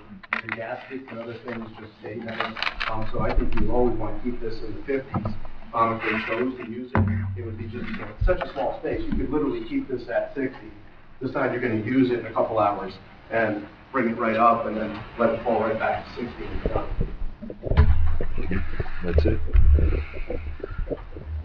Okay, so do have a few questions and comments, and let me start with, it's beautiful. It really is a beautiful design. Thank you. Well, we're really following the house. We shouldn't take too much. No, but still, listen, we can appreciate something. I think you understood from my earlier comments that I'm very concerned about FAR. This borough has had issues with FAR going back 20 years. I see it in every town I testify. And we put in an FAR ordinance specifically to prevent that from happening. And we've had some homes that are very large. This would be right in there. This with the original overrun, and then with this additional 750 square feet, let's call it, it would be very significant. So I have significant concern about that. I just need to say that. The shower, by the way, and I guess is more answering to Tom. That's common. At our beach home, we have a shower like that. No drain on the bottom. It just drains out onto the gravel. I use it all the time where we go, and I didn't understand how it gets approved, like code-wise. Yeah, it's weird. I know. Yeah. It's different. I think they will just kind of squint. It's almost up to the code. I've seen some towns literally make us hard pipe a drain. Right. There seems no rhyme or reason to it. Ultimately, One more thing to be maintained too. Yeah, for sure. It's a two-part question about size. You did talk about the size of both the indoor and outdoor. Can you just elaborate more on what the activities are that would occur? Yeah, absolutely. So, and one thing I should say is that, obviously, we did not design, so I don't have the numbers for the main house, right? So, that being over, obviously, I can't speak to it. For this property, we've essentially got a 6x6 house room, and that's simply for just a toilet and sink use, right? The changing area is 10, also by 6, and it does have direct access out, right? So the one problem that you have a lot of times with these nesting doors is they typically lock from the inside. As they nest, it's just like it's hard to essentially lock it up, right? So they're usually secure from the inside. So we added these kind of directly so that if it didn't happen to be open, if it's just someone with the kids outside, they need to go to the bathroom, they could access those spaces. And then over here, the kitchenette area, essentially, again, I think it's really important to note, as these stack up, the width of this powder room certainly set. It would be de minimis if you said, well, could you steal 4 inches out of that? It would limit, you would start to get into things like you could only use certain types of testable sinks, etc. Right? So I think this is actually quite commensurate, and certainly it wasn't anything that was grandiose. Setting this and then mirroring that created an alcove that we could get a galley kitchenette in. And again, whether it'll be an under-counter beverage center, a sink, a dishwasher drawer, that's, as it was explained to me, that really is just simply about, once you're away from the house and you're experiencing the pool out at that point, to kind of keep running back and forth to grab drinks and things like that. So this was kind of like, look, we'll stop this. We'll have some lower cabinets. We don't envision really any upper cabinets to speak of. A small little roll-up window, again, to be decided in terms of if that's a hinging window, but that drinks could just prefer more of an adult use to be handed out through that. That's really, and then just some basic seating in the 12 by 15 area. Well, it's not really 15.5. So the 12 by 15 gives you a sense of it's commensurate with a living space where you would try to have a couch 2 chairs. We know that from our interior design group. They harass us all the time as architects saying, don't create spaces that you can't actually furnish, if there isn't a place where you can put a proper TV. So I think like we're quite in tune with sizing. And it just so happened that as we talked about this, it was actually a little bit bigger, and we saw like, well, you know what? There are limits. And again, the same way that we skewed it off of the center line of pool to avoid additional, bulk variances, we simply said like, look, this is commensurate to the use, but it's also, there's no reason, we shaved it down wherever we could to try to make sure that we were compliant with that overall number in your ordinance. Okay. The second part of that question about activities is, you mentioned storage before. So where will all the chase lounges and chairs and everything be stored in the off-season? Great question, and I would have to defer really probably to the homeowner on that in the sense of, if this is going dormant and quiet, well, then certainly there's ample, you can just kind of pile up cushions, you can throw anything that would be on the hardscape. If it's being used even occasionally, then I would imagine they're going to store the pool furniture the way they store it today, not having this feature, garage or basement or. Yeah, that's an important question. It's in the garage. We need to swear. Right now, we use our. Hold on a second. Yeah, we'd have to bring them up and swear them in. Are you going to call them as witnesses? Yeah, only if you had questions, and since you do, That was the certainly question, we'll have. yeah. Yeah, no, All right, well, let's absolutely. swear them in. Both of you swear or affirm that the testimony you'll give in this proceeding shall be true, self and God. I do. And just state your names for the record, please. Diane Alpatieri, Aldapiei. Thank you. So, why don't we, So the storage of all that would go in the garage, and that's where you keep it now. That's where we currently put it now. Okay, so no reason to change any of that. We would like to ideally, where the washer dryer, adjacent to the cover room, we would like to put the, lawn chairs at the, in there. It's a perfect measurement, perfect size. The stack goes up in there opposed to the garage. Anything else, I mean, would be, Okay. So no need to build an outdoor shed or anything like that? no. Okay. Absolutely. Right, that's it for me, for my questions. My question is, you're trying to get, the bathroom, the powder room 6 foot, and the other side 6 foot. You have the wart of the shower sticking out to the right. Kind of bothers me, there's nothing to the left. You're going that way, so I just have to say. Can't add any more square footage. Yeah. I'm just saying, it's bothering me. Okay, that's it. No more questions. All right. Statements, whatever. Yeah. And I just have to echo the concern of the chairman about the FAR exceedances. Like, apparently you weren't aware of those when you did your design. I do notice in your rendering, though, that there seems to be, a hardscape outside. Like that looks like a patio there. Yeah, so this. Is that an impermeable surface there?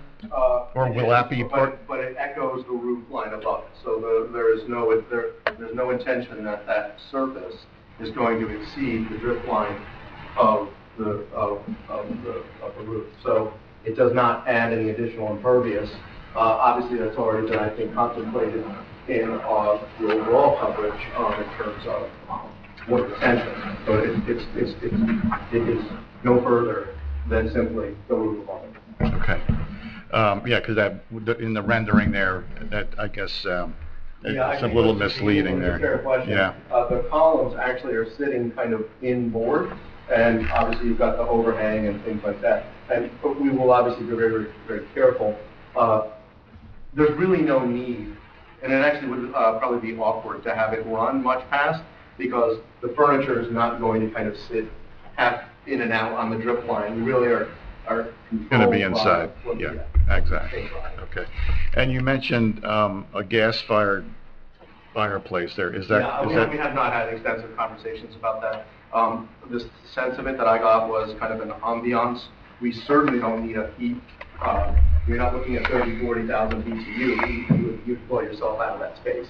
So it's literally for ambiance. And there's a lot of options now in terms of what that can be. Yeah, okay, because I didn't know whether you were talking about a propane tank that might need a concrete pad Yeah, no, outside. no, I think we're gonna piggyback off of, and again, these are all things that we'll have to make sure of in terms of the CDs, right, the construction documents.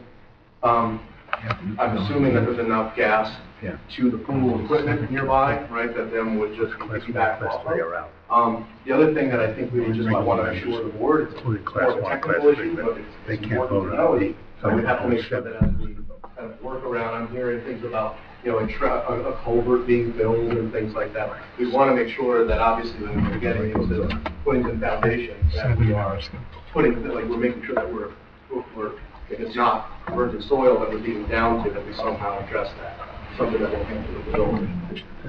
All right, thank you. That was all I had. No additional questions for me. I have a question regarding the pathway from the pool to the dwelling, this new structure. 3 abstain, 4 vote yes. It's not 100% impervious because as like these, what are these, like concrete? Yeah, so it's a good question. I think that you'll see. Gotta be Ted Wood. I apologize. There's probably no better way to describe it. At least I don't have the ability. But there's it tended to be a trend out in the Hamptons where you would start to see a grass grow in between neighbors, and that has migrated to other regions. So the goal is to just simply, and again, our rendering software, we're not landscape architects. It's just to suggest something. We did not want to kind of just leave it where we had a kind of a seating area and then implied grass between. So it'll be something to keep your feet clean from getting grass as you go to the pool. But it's also just with the intention that it's not a hardscaped kind of grouted joint. It's essentially grass in between neighbors. Stepping stones. Probably 2 by 2 in nature, if I had to say. Thank you. The only question I had, Dave partially, asked the same thing. You mentioned the gas fireplace, but then you also said you wouldn't have any gas coming to the building. Yeah, I apologize for that. The thing is it's to be determined in terms of there's really effective electric fireplaces, as kind of cheesy as that sounds. They're getting better. There's oil vapor. There's all sorts of, and we just really haven't gotten into that level of, well, what are you trying to achieve with it? So it wasn't a central focus of mine so I misspoke. We will, if it needs it, it will have a very small gas line, but again, not of the nature of anything that we're looking to try to heat the space with, simply because of this footprint. But thank you for pointing that out. And just as a follow-up on that, a gas line from the pool equipment would have to go under the 24-inch pipe. So it would be a somewhat significant construction item. I would imagine, since they're going to be into this, right, and we had pretty extensive conversations with the builder. We were not doing this in a vacuum as a team. He was confident that all the things that we were proposing, he could pull up. He was the original builder is also going to potentially be the person who, should this be approved, could build this. So he's aware and comfortable with those requirements. No gas line inside the pipe, that's all I'm asking. Totally understand that. That would be, it's not a condo. I'm okay for now, thank you. Thank you. No questions. Okay, we're going to open the meeting to the public for questions of the architect. Anybody want to make a motion for that? Make a motion. Thank you. Second. All in favor? Aye. Does anybody from the public have any questions or comments for the architect regarding his testimony only? Seeing none. Motion to close. There you go, nice. All right. Second. All in favor? Aye. All right, Mr. Stanis. Thanks. We have, our last witness is our professional planner, Mr. David Carlback.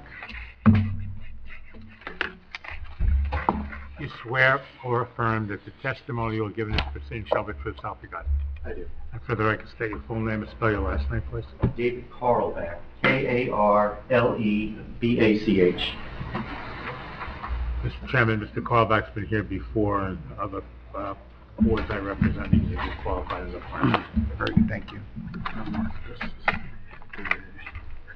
Okay. Bob, Dave has a 3-page exhibit that I've marked as A3. David, it's entitled Planning Exhibit for 4 Hidden Court, Old-Tappan, New Jersey.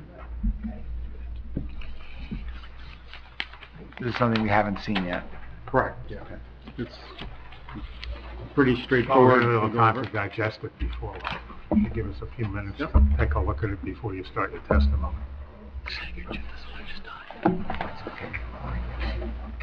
know it's coming back. My anal's kicking in. It's like the square tiles. Walkway or not. While we're waiting for that to be handed around, is there any opening statements? Yeah. Why don't we do that? So, David, what have you reviewed in preparation for tonight's testimony? Well, I've reviewed all of the application materials, including the architecture drawings and site plan drawings. I have reviewed the municipal zoning ordinance and the master plan. I've reviewed the relevant case law. I have visited the site and the surrounding areas. I photographed the site, and I prepared the photo exhibit that you have in front of you. And just based upon your review, you're familiar with the relief being or required to be sought this evening? Yes, I am familiar that this is a FAR variance, which requires a D variance. Before I get into the proofs that are necessary for the granting the variance, I just want to go over at least the first page of the exhibit with the board, because it does paint a nice picture of the surrounding areas. If you look at sheet 1, this is a fairly recent aerial exhibit. It doesn't show the enclave at Old Tappan, which is just off the bottom of the page, but you can see some of the other features. Lake Tappan, which is about 350 feet to the west of the site. It shows Stokes Farm, which abuts the site to the east. And it shows some of the area homes. Now, as Mr. Sprable said before, this area is developed with very large homes on very large lots. Minimum lot area requirement is 40,000 square feet. Many of these homes are 6,000 square feet. Some of them, I believe 39. O'Connor's Lane is over 10,000 square foot home. So I'm not concerned with this home being out of scale with the surrounding area, because they're all very, very large homes. And you can see this is a remote location. I mean, the name alone tells us Hidden Court, all right? What does that tell you? It's hard to find, it's hard to get to. And this particular property is the last home on Hidden Court. So very few people have the occasion to drive down this road unless they live there or unless they're visitors there. As a matter of fact, there's only 3 homes that have a Hidden Court address. The other 2 homes are actually front on O'Connor's Lane. So you have, I think, 3, 4, and 5 Hidden Court. That's it. Those are the 3 homes.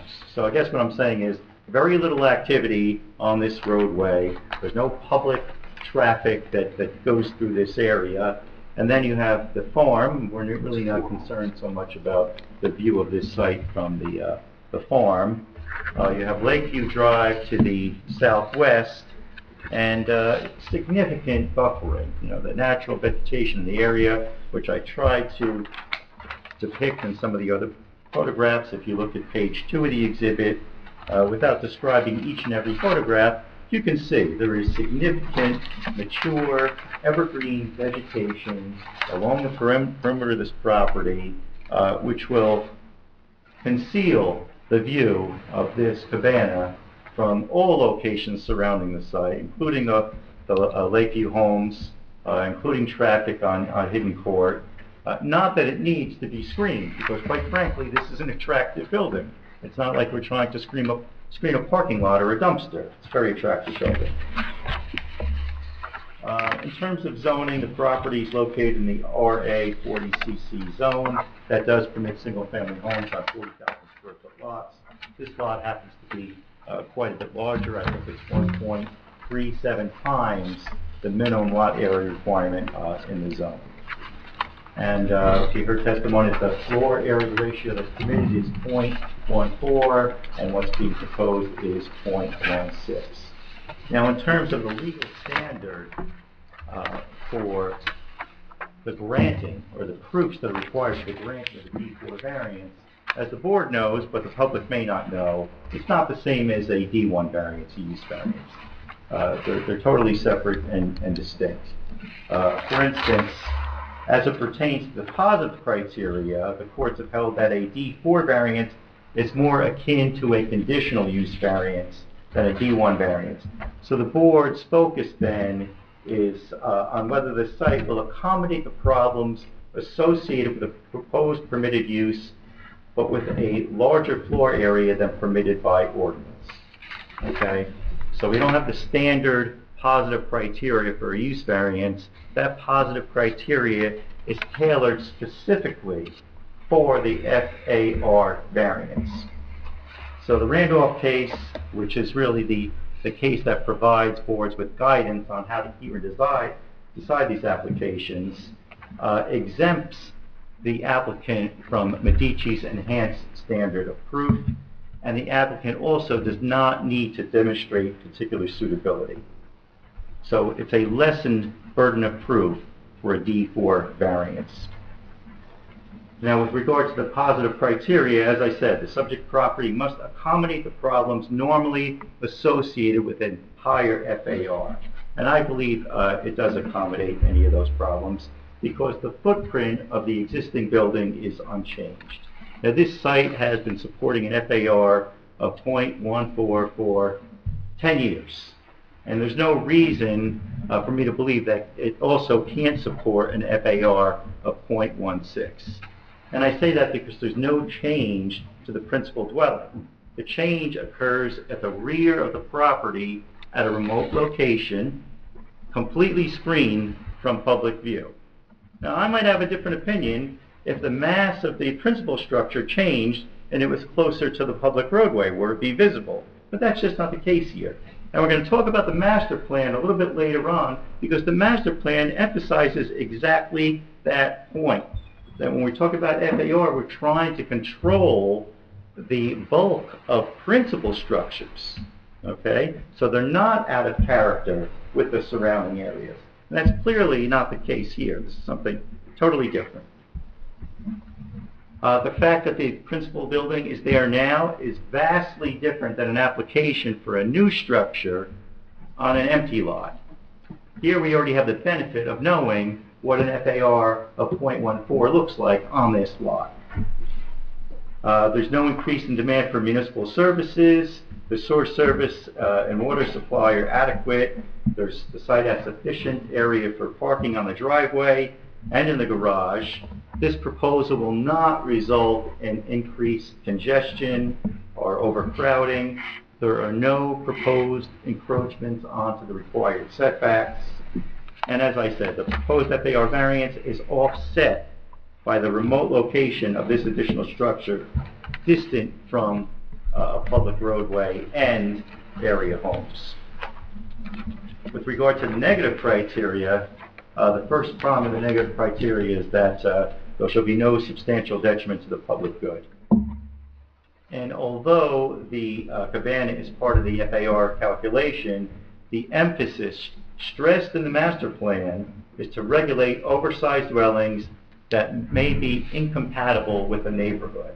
And I'm going to quote from the master plan. It says, such... Can you give us the page number? Page number 13. Page number 13. Such FAR provisions serve to avert the undesirable area-wide phenomenon of houses being constructed that are too large for their lot and out of scale with their neighborhoods. Now, as I said, this is not the largest home on the block. They're all large homes.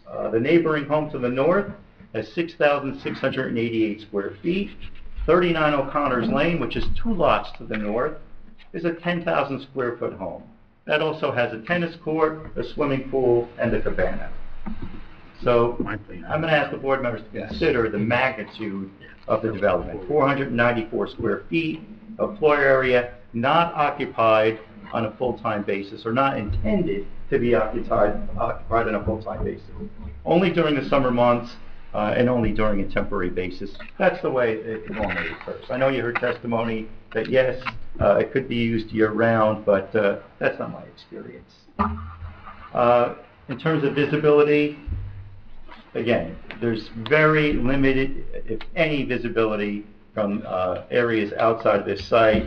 If you look at the bottom of page 2, the bottom right-hand corner, there's a view from Hidden Court about 320 feet northeast of the cabana, and from that particular viewpoint, the home will shield the view of the cabana. If you look on the following page, on the bottom 2 photographs, you have a view from Park Avenue, approximately 770 feet south of the site. And from that location, again, you can see that nice evergreen screen, and then you have Stokes Farm, and then you can see actually the rooftop from 4 Hidden Court. And finally, on the bottom right, a view from the terminus of Lakeview Drive, approximately 200 feet southwest of the site. That's the nearest location from those Lakeview homes to the site, and again, substantial vegetation in that area. And as I said before, I'm not concerned about this building being screened. It's an attractive building. It doesn't need to be screened. I believe the deviation is not going to be detectable to the general public for the reasons I just stated. And it's certainly not large enough to create a substantial impact. And that's the test, board members, as you know. The impact must be substantial. I haven't identified any community impacts. Any perceived detriment will not cause detriment to the character of the neighborhood. In fact, I think this proposal is an improvement to the site and the neighborhood. And the second prong of the negative criteria is that we have to address the zone plan and zoning ordinance. There shouldn't be a substantial impairment of the zone plan. And I just mentioned that those very important goals and objectives in the 2016 master plan, talking about averting the undesirable effect of houses being out of scale with their environment. And the master plan also recognizes that the FAR ordinance is a work in process. So it sounds like there's at least discussions about it being tweaked somehow. I'm not aware of that. You might have some knowledge. Yeah, I mean, the planning board recognized that. Planning board did. Now, whether or not it reached the council, I don't know. But it's in the master plan, saying it's a work in progress. 2016. From 2016, correct. Yeah. So it was we know it was adopted in 2005. We know it was amended in 2006. I wasn't in attendance in any of those council meetings, so I can't say what happened with the FA ordinance since 2006. I just don't know. Again, the mass of the building is consistent with area homes. All of the setbacks of the principal building remained unchanged. When I look to see if a site is overdeveloped, yes, I'll look at the FAR, of course, but I'm also looking at the building coverage. And here the building coverage is at or near 9%. What's permissible is 15%. So that's quite a difference. That's a pretty safe spread between 9 and 15%. Residents and passersby are already acclimated to the height and the mass of the principal structure at its location. It's been in existence since 2015, and I think this proposal is going to do nothing to change that. It's not going to alter anybody's perception of the site. And finally, this is, as I said, this is not year-round habitable space. It's not intended to be so, but it does, in fact, count towards the FAR calculation. So what's the purpose of the FAR calculation? Well, one of the purposes is for what we just stated, is you don't want these extra large homes, but also it's a way to regulate the intensity of land use, right? So you think about the intensity of 500 square feet that's going to be used on a temporary seasonal basis. So I don't see a great deal of impact there.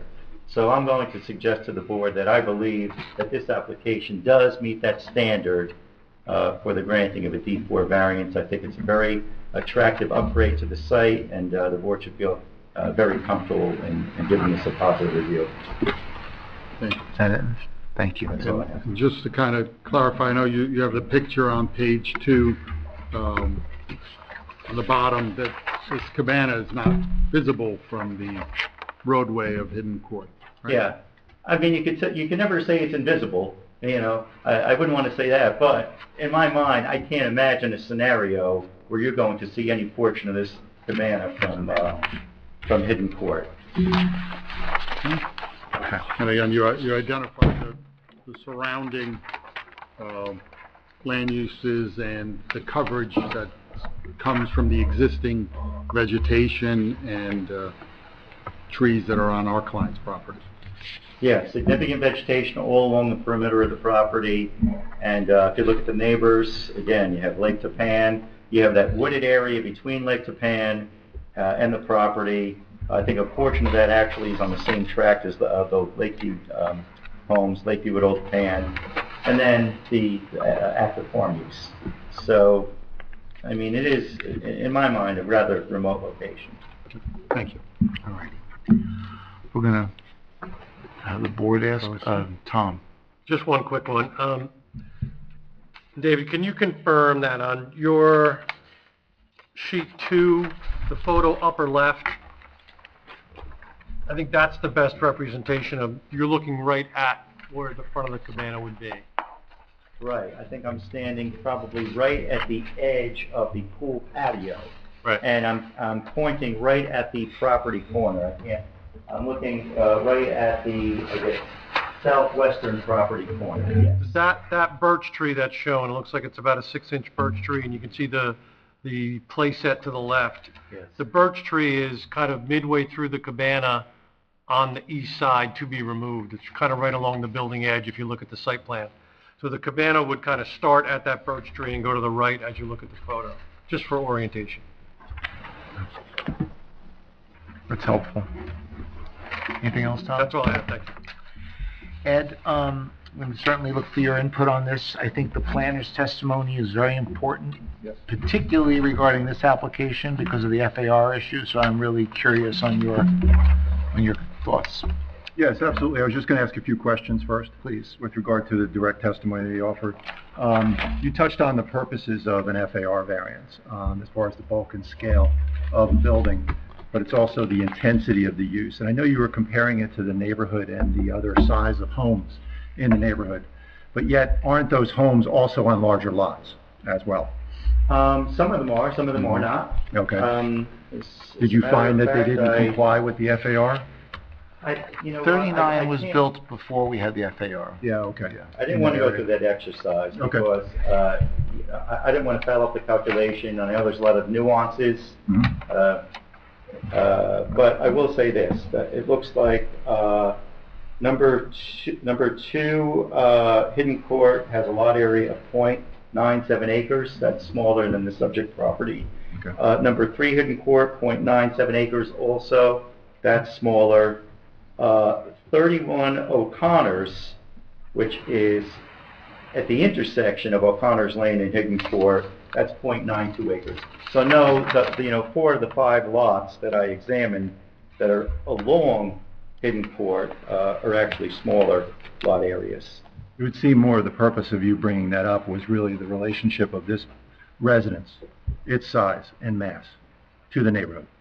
Well, yeah, the reason I brought it up is because I actually looked at some of the prior testimony on some of these other FAR cases, and that was a concern. Like, what is the size of the building relative to the neighbors? Is this the largest house on the block? And how does it compare? So that's why I gave the board the benefit of that analysis, because I know it's come up at previous conversations.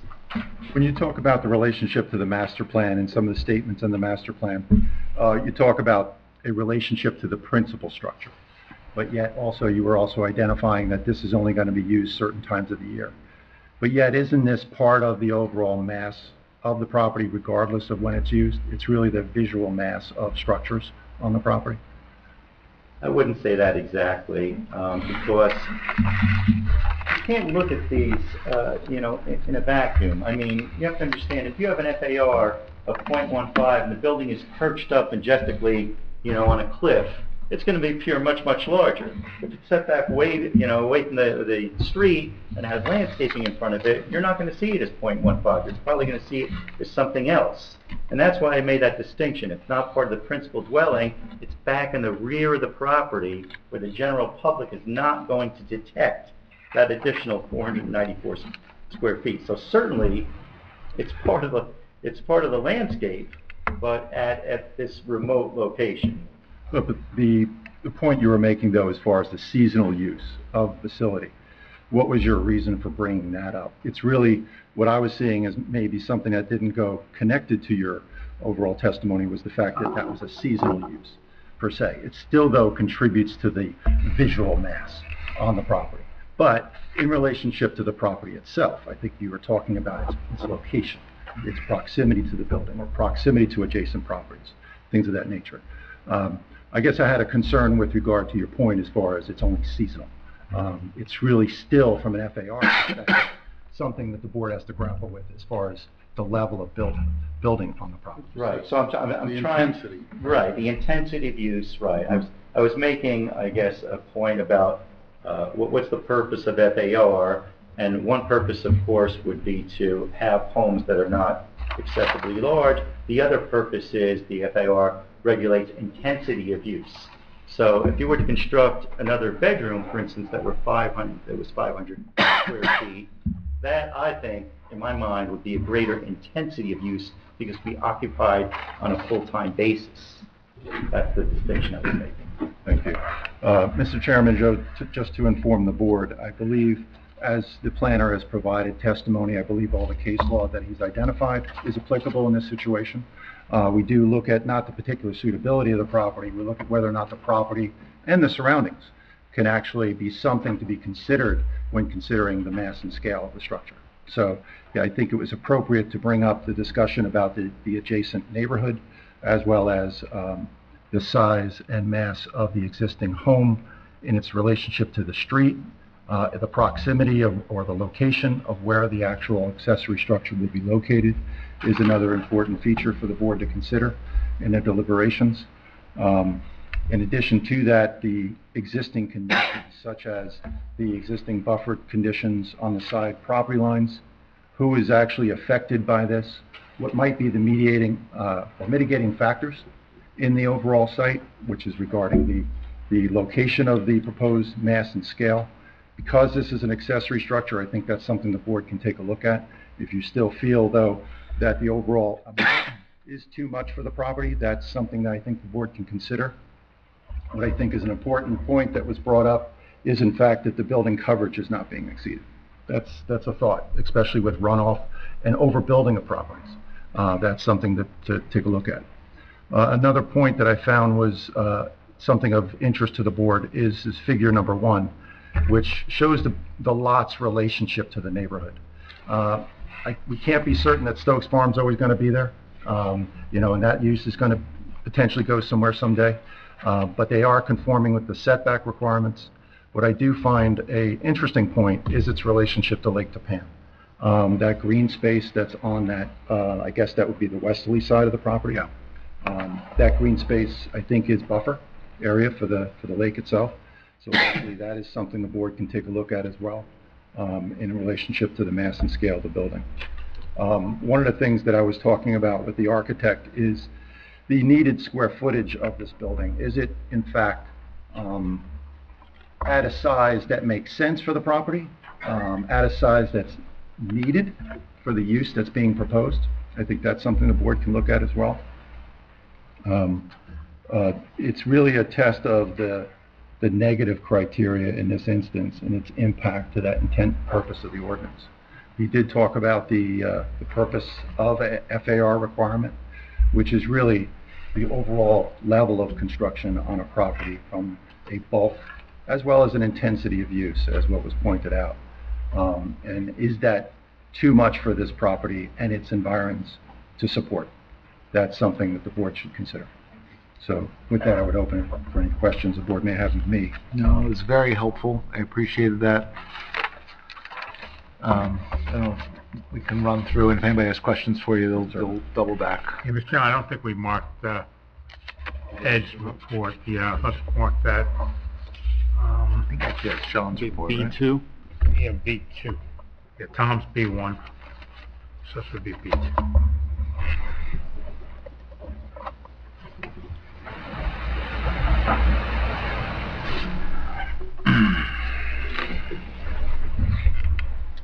Mr. Chairman, can I ask a question? And Please. I almost don't want to ask it, because I know we've grappled with this one in the past. I'm just looking at the definition of floor area, and they get to exclude 400 square feet of the garage, correct? Because there's another provision which then goes on to say, this is talking about the garage, not exceeding in the area of 400 square feet, whether attached or detached, comma, that are at or below basement level.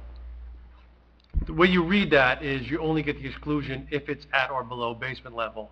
But I think there's supposed to be an or there. Yeah, I see that. So, because if it's at basement level, then you exclude all. Right. So the 400 only comes into play when it's at grade. So first of all, I want to make sure that that's how the board interprets it. I believe that is how we interpret it. And if so, to ask the applicant if they've taken that out of their number. The 400 square feet. Yeah.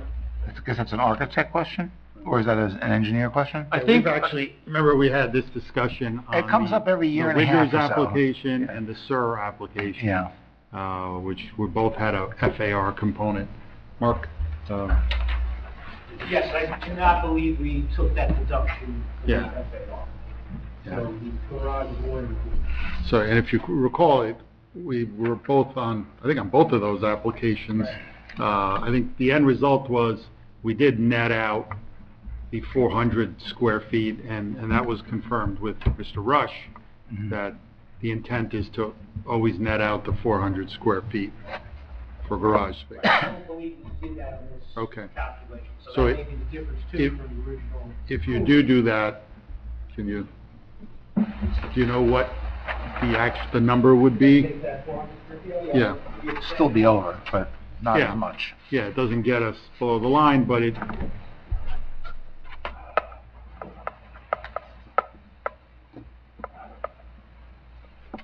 Might be worth, yeah.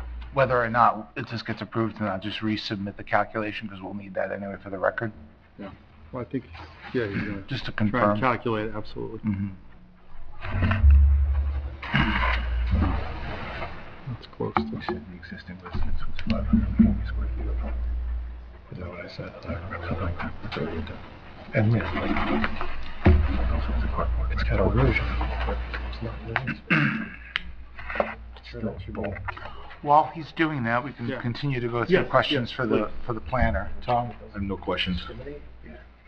We just included Okay, and the truth is, I was relying heavily on Ed's commentary. I will say, again, I'm going to repeat that, I'm very concerned about FAR. I have been on this board for going on 19 years now.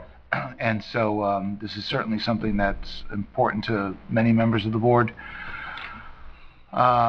And because this is all, the building with or without the garage included is already over the FAR, it may not be a pertinent question, but was there any attempt to consider a smaller structure, which I think is part of what Ed was alluding to before? Well, I think you heard the testimony of Mr. Scrow. I did. In terms of. Very clearly. Right, yeah, absolutely. And that's your profession. So, you know, he gave you the analysis of the bathrooms, the powder room Yep. being 6 feet, kind of like Yep. the minimum, and then mirroring it on the other side, and then the interior And living any area. reduction would make it negative. It wouldn't be a negative square footage out of it, but I'm just curious. No, I understand. And then the living area, I think said 12 by 15, which is pretty much a small area. Am I wrong? I mean, a decent, yeah. So Certainly it's, outside of the current family room standard. That's more right, it's not an oversized living room for, it's appropriate size for. furniture to just make them. Okay, Mark. So, okay, so if we take out the 400 square foot from the garage, the existing FAR would be .143. So that, I believe that was probably very close to what was being improved. Again, I'm going to add some additional shed into that as well. But the proposed FAR with that deduction would then be .1519. So you're going really back to that, just to .15. So what we're doing here, you previously talked that the size of the home, 8,238, subtract 400 from that? Yeah. We don't know that that was originally approved. That's what was built. Right? You don't know that No, that my was... Yeah, my recollection was it was approved with the conforming FAR, so I did not make that deduction in my current calculations, but previously we probably. Right, but I wanted to make sure I didn't misunderstand your comment. When the house was built, you don't know that it was approved to exceed the FAR at that point. So there is testimony that he took liberties in adding a very conservative approach, where maybe at the time of approval and the submission of the plans, they didn't add every porch and every living area. Is that I don't recall any application for this property. I Correct. apologize, was not my intent, I was just trying to be conservative there, but obviously,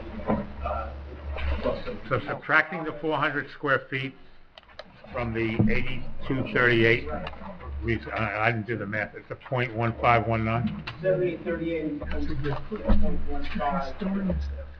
Total. You said total. We would have had. Total with That's the new area. The cabana would be 0.15. With the cabana, okay. So we're back to a total exceedance closer to that .011. It would have been .143 without the cabana. Okay. Still over, but not as over. You wouldn't say my concerns, I already said it, so. I do, and I think, I know what Mr. Carlback testified, and I'd like to summarize later, but... Yep, and I appreciate the clarification about it not being the house, it being a property further back. It's the trees by the pool, but by the lake, so. Yeah. This is an interesting one. My questions have been asked. Have they? Yes. Did you ever play back there? Didn't break any windows? Play back there? Give him time. Dirt biking back there, okay? Okay. Illegal dirt biking. Only because I just heard a mention of a shed. Is there an existing shed on this property? We have like a, thing for the pool equipment, it's just like a covered area that, FSU would just, Is it in the photos? no, because it's not really anything, it's like, Like fencing? yeah, it has like a top on it, but it's like a pool, So it's basically a Rubbermaid container, it's not a power shed. Yeah, shed and pool. Okay. yeah, Okay. so we don't even put the lawn chairs in there, that's why we Yeah. put the, garage. So it's not considered a shed? Okay. Step right here. I thought you were only allowed one way up there. You are. Auxiliary structure. You are, yeah, but. You're like right out here. I think that, if that's the one that's in the photo in the top right on page 2, I don't think that counts. Top right. Oh. See that all the way back there? Yeah, not really. Next to the red thing? Oh, those are the umbrellas, and that's also my garden, it's like all those white poles, it's a garden, it has your fencing around it. Okay. Temporary structure. Yeah. That's all I had. So, There's a pool umbrella there.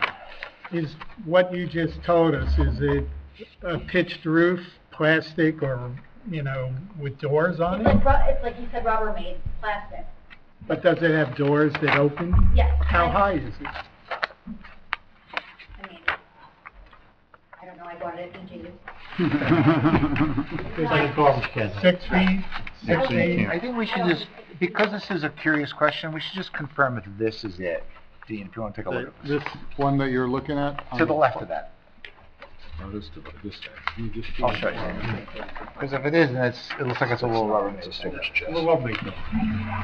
like the size of two garbage cans, right?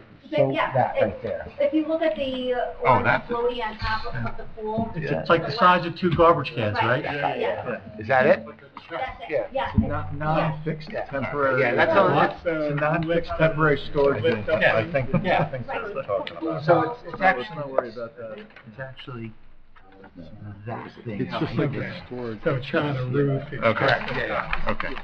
All right, so I have two more things, and I just want to be clear, you know, I'm the new guy still on this. You're not the new If guy. I- You've been on this for like 5 years now. What are you talking about? It hasn't been that long. But I graduated from the kiddie table. Yes, you did. If I put a shed on my property, that goes into the FAR. A real shed, yes. Okay, there's no seasonal use of that. Nobody lives in it, nobody sits in it, I put stuff in it, right? When you say seasonal use, we keep using that term like it's only gonna be used for part of the year. But yet we're putting heat in it, we're putting TV in it, we're putting a fireplace in it, and we're talking about maybe, and I know it's all a guess, but you can watch the Super Bowl out there, and the last time I checked, that was in February. So I don't understand what you mean by seasonal. It sounds like it's for all 4 seasons. I think the intent was, again, for the intensity of the use, to say, hey, from May to September, yeah, we're gonna use it. But then why do you it's need not- heat? Why do you need heat? But I'm saying it's gonna be used more than not.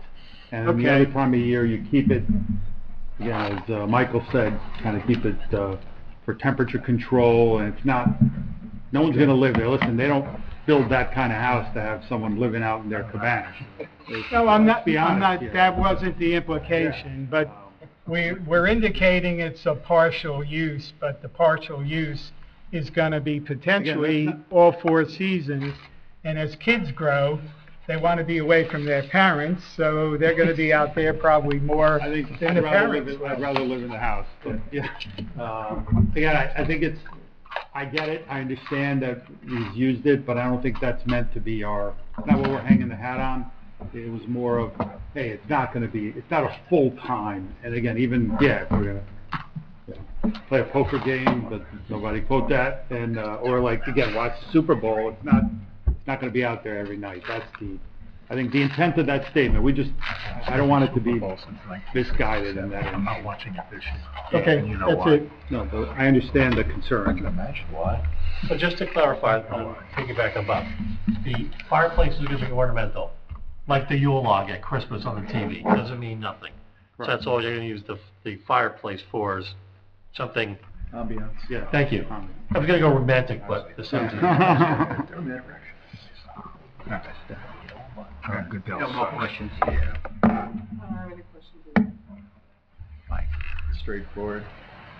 A lot of mics tonight. No question. All righty. Public for questions. Yes, please. Dave? Motion. Motion to open the meeting to the public for questions of the planner, Mr. Carlbeck. Second. Motion, second.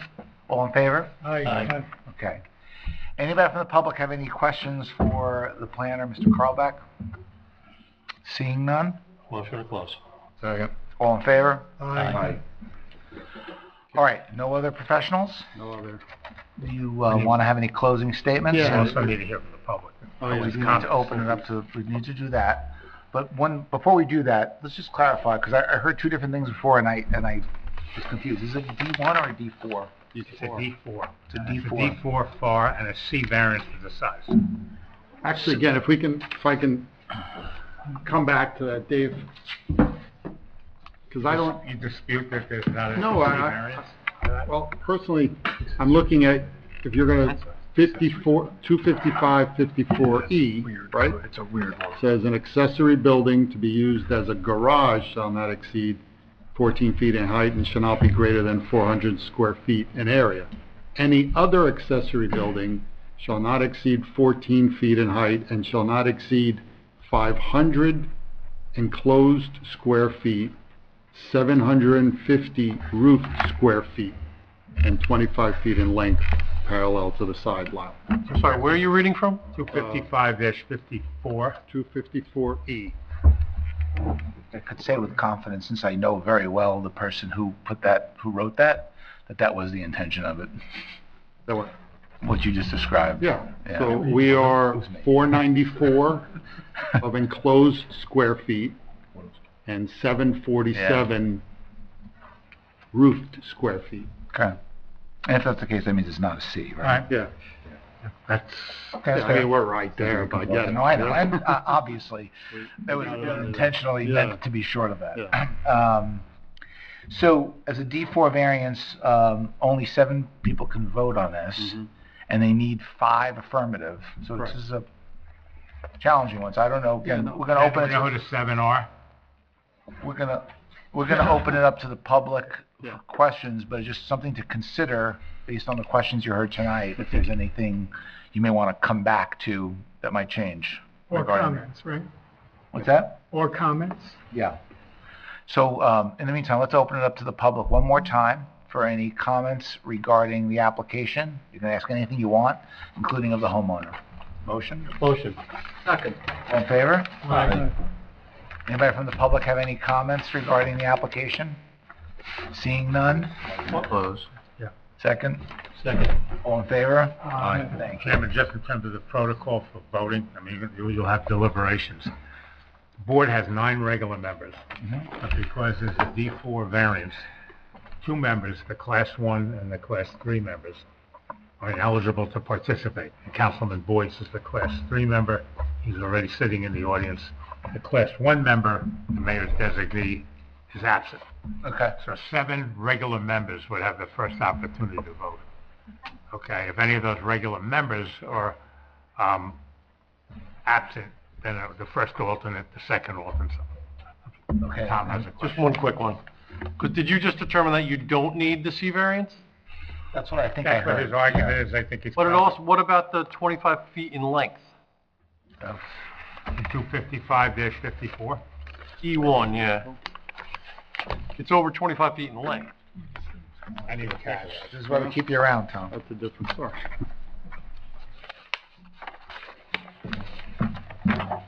And what's the length of this? If you include the covered area, it's 30. 30, yeah. That's a good catch. I would accept. Can I ask a question on that? What's the length? I would argue that if you're talking about a contiguous facade, it would be 20 feet, and then you would have open air of 10 feet with a 12-inch column. So that a contiguous wall surface, if we're looking at the intent of trying to have an uninterrupted facade, I would say that the 20 feet should be the measure. I don't follow that. I'm sorry. I see, even if you don't include the shower, you're still looking at 26 feet. So I believe that the ordinance say along the side yard. It does. Right. 25 feet in length, parallel to the side lot line. Yeah, correct. So that would be this facade, right? So this facade here is 18 feet plus 2 feet of solid facade. And then we have 2 to 10 feet to the 12-inch column. Well, I'm simply posing that in terms of trying to create, I believe the spirit in terms of defining a length would be to try to prevent something that was uninterrupted, solid, and long. So you're saying it's 20 feet? That was the intent. I would posit that it was 20 feet, and then it's open with a singular 12-inch column, yes. I did think about that, but it's in the same sentence where you're talking about the enclosed space, the roof space, and then it says 25 feet in length. So in my mind, that includes the enclosed space and the roof space. And one could also argue that the longer wall is parallel, which it's not, but to the other lot line. Because both are not parallel. One is, so. Yeah, nothing's parallel. Yeah. Correct. So therefore, I think it does exceed that. I would suggest, to be on the safe side, that the applicant seek the C variance. That's fine. Yeah. If you get the D4, you're gonna get the C. As I said, it rides on the coattails of the D4. Yeah, I think so. If you don't get the D4, it's moot. We would amend our application to include that request So for it's the not for C floor variance. area, but it is for length of building, right? All right, thank you, Tom. Sure. Okay, so who are the, I know who it is. seven? We know the seven? Yes. Okay. You gotta make a motion. Well, first I want to know who the seven are. Oh, it would be you, Mr. Keel, Mr. Lefty, Mr. John, Mr. Walutis, Mr. Scarlafava, and Mr. Begin. All righty, any closing? Yeah, and again, thank you for the time and hearing us out, and going beyond the anticipated allotment. Again, obviously, I've been here several times and on several FAR applications. You've seen us at our best and worst. Yeah. Again, in thinking of what the purpose of the FAR ordinance is and your certainly compliance or strict compliance or construction of it, I look back at, again, that application we had at 5 Parker Place. I was just thinking of that. Yeah. Every time I pass that street, I think of you and that application. And but again, Good or bad, I don't know. That's a scenario where, you know what, maybe I wasn't happy at the time, but the analysis you went through of, hey, you're going to build this house. It was already the biggest house on the block, and we wanted to make it only a little bit bigger, but it was exacerbating that condition, and you brought us back to the reality and said, all right, we'll let you build what you had. And I think that's the analysis that both Dave discussed and Mr. Snikes of saying it's in relation to the neighborhood. That's what the ordinance is looking to control. You don't want these monstrosities, big homes going into the neighborhoods, even though we're seeing that in town, but they should be within the character of the neighborhood. Exceeding FAR is not, shouldn't be the end of the world. It's, you got to look at it, it's not in a vacuum of just looking at the numbers. Look at it, what the effect is. Is there any effect? I think you heard from our planner, and even Mr. Snikes more carefully said it, of, hey, look at, there's other mitigating factors. Is there the visibility? What's the surrounding land uses? What are the coverage that you're getting from the natural vegetation? What is the detriment of it? Don't just look at the number, and we get it, but look at who does it affect? Is there any effect? I think if you look at the aerial photograph, and again, these photographs that show, you honestly can't see it from anywhere. I don't think you see it from Hidden Court. You certainly don't see it from the farm or Lakeview, and I lived there and I couldn't see that area. Can't see it from Park Avenue, the new development. So here you have the benefit of beautiful structure that the family is going to be able to get to use, and really got to balance that with what's the negative impact, other than getting over the fact it's a little bit of an increase of the FAR. Again, a home like this, that type of additional structure, we don't think that there's really any substantial detriment or negative impact to the neighborhood. I think that that's what the testimony plays out. And I guess I would hope you would look at the positive benefits that the property and the family would experience, as opposed to just thinking, hey, we're exceeding FAR, which we are, but it's like 0.01 difference after we calculate everything. And again, as we discussed with Mr. Martin, he really went into, was very conservative about what he counted as FAR, right? So he just didn't want to leave anything out, so we didn't have that question. But then that raises the questions like, oh my God, you built it in exceedance. But again, it's been there for 10 years, and we think this addition of a cabana that's really not going to be visible to anyone, we'd ask that you act favorably upon the application.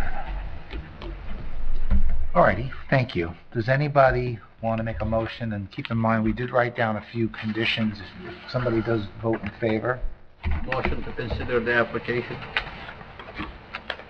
Motion for approval? To approve? Yeah. with the With the conditions? stipulations, yes. Okay, does anybody want to second that? Second. All right. 5-2, right? Is that what we're looking for? 5 out of 7. Okay. Mr. Maggio? All right, so, I think I've been pretty vocal about how I feel about FAR, and also being the author of this particular, zoning, having created that, what the intent is of that. And candidly, I'm very compelled to vote against it. But I did take very seriously what Ed had said and your testimony, Mr. Carlback, and there's a lot of things in favor of it that I will vote in favor of, and I doesn't mean anything because I know every approval that we have, if it gets approved tonight, doesn't have an impact on another one. But I don't want the community to think that we're just going to approve FAR increases. But because of the fact that it's isolated, it's by the lake, it's by trees, it's in the back, it is beautiful, and it's hidden, I'm going to vote in favor. Mr. Keel? Well, Mr. Chairman, I couldn't have said it better myself. This application does come with some baggage. It's not as clean as I would have liked it to have been. But I think based on the mitigating circumstances here and the location, I'm also going to vote affirmatively. Mr. Alessi? I got invited to the Super Bowl party, so I'm gonna vote yes. Don't talk like that. Yeah. It really is. You got me very nervous. Mr. Jung? Yes. Ms. Walutis? Yes. Mr. Scarafava? Well, it's already won. I think the property allows for it, but I am troubled how, because of the size of the property, that the numbers don't mean as much. So I'll vote yes. You could have voted no if you wanted to. I could have. I could have. Yeah, I would. No, I was going, but it is invisible now. It's, down the road, if something changes, with Stokes, they may Well, I will be a have a different condition story. about the buffering remaining in place. So I said yes. 3-11. Yes. Congratulations. All right, thank you so much, everyone, appreciate it. Thanks for the extra time.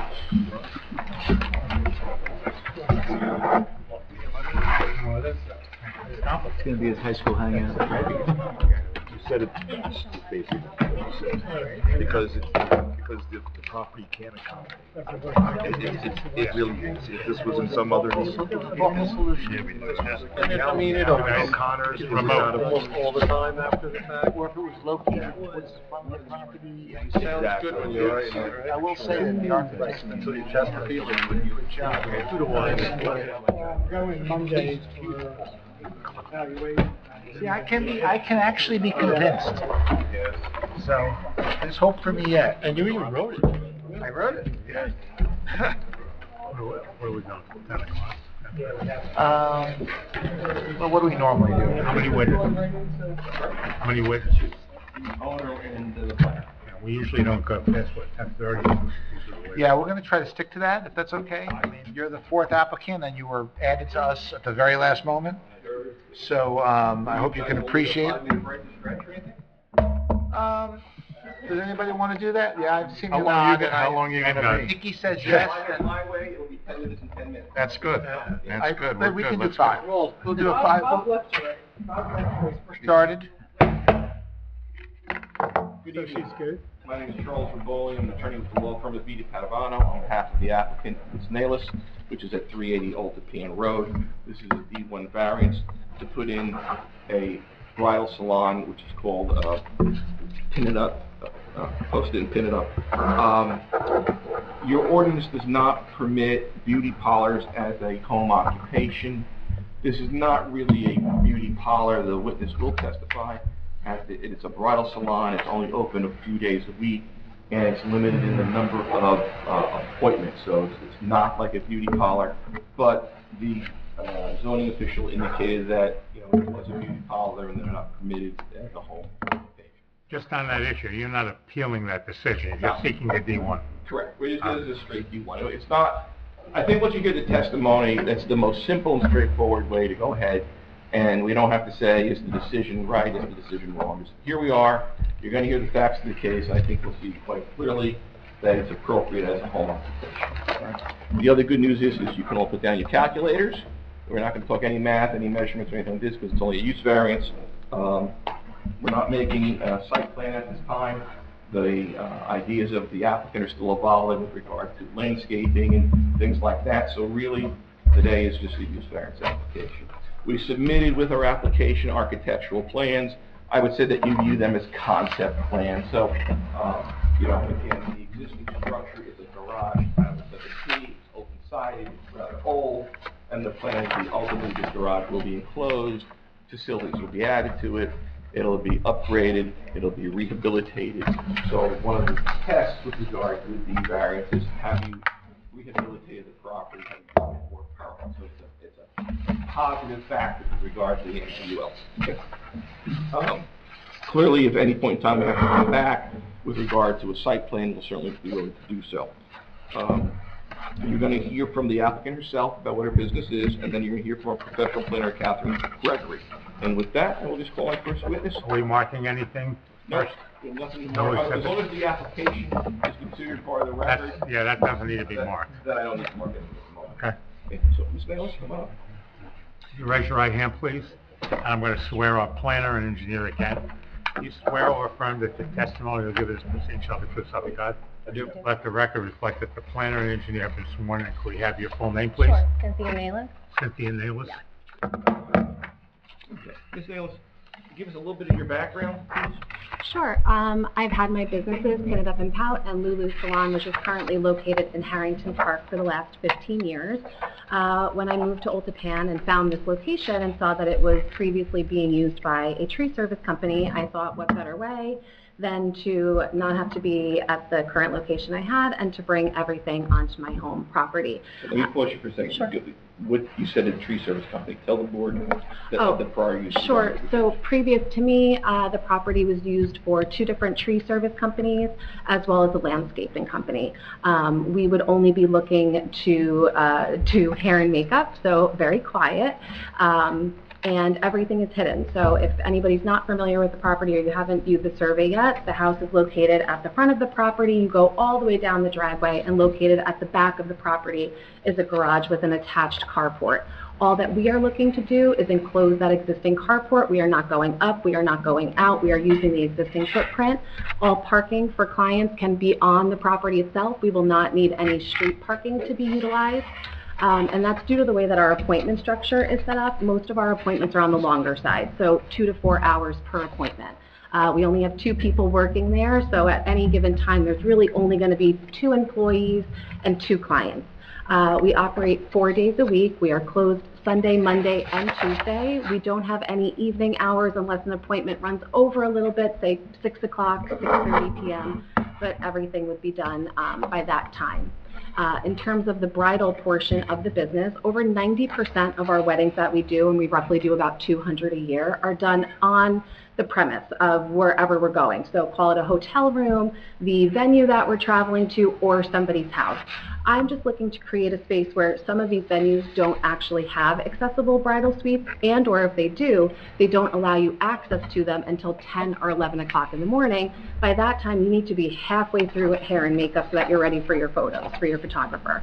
So at least from my standpoint about the company, I can offer my clients an additional space that they could potentially get ready. Those appointments last roughly 4 hours. All of those people would be dropped off via car service, whether that's an Uber, a Lyft, a limo, whatever you call it. Nobody will be driving themselves, and then they will get picked up. And those services are only going to be offered on Fridays and Saturdays, as typically there's, not never, but there's really not a lot of weddings during the week. There will be no noise. In terms of lighting, the only lighting that will be there is what's obviously needed just for safety when it gets dark, but nothing intrusive to any of the neighbors. As it stands currently, we are totally enclosed with trees and whatnot. And, but right now it still looks very much like a tree service yard. It will not, by the time I am done with it. I want to make it a place for not only brides, but, you know, our NBOT senior girls to come, get their hair and makeup done for prom, and also have a really lovely place that they can take photos.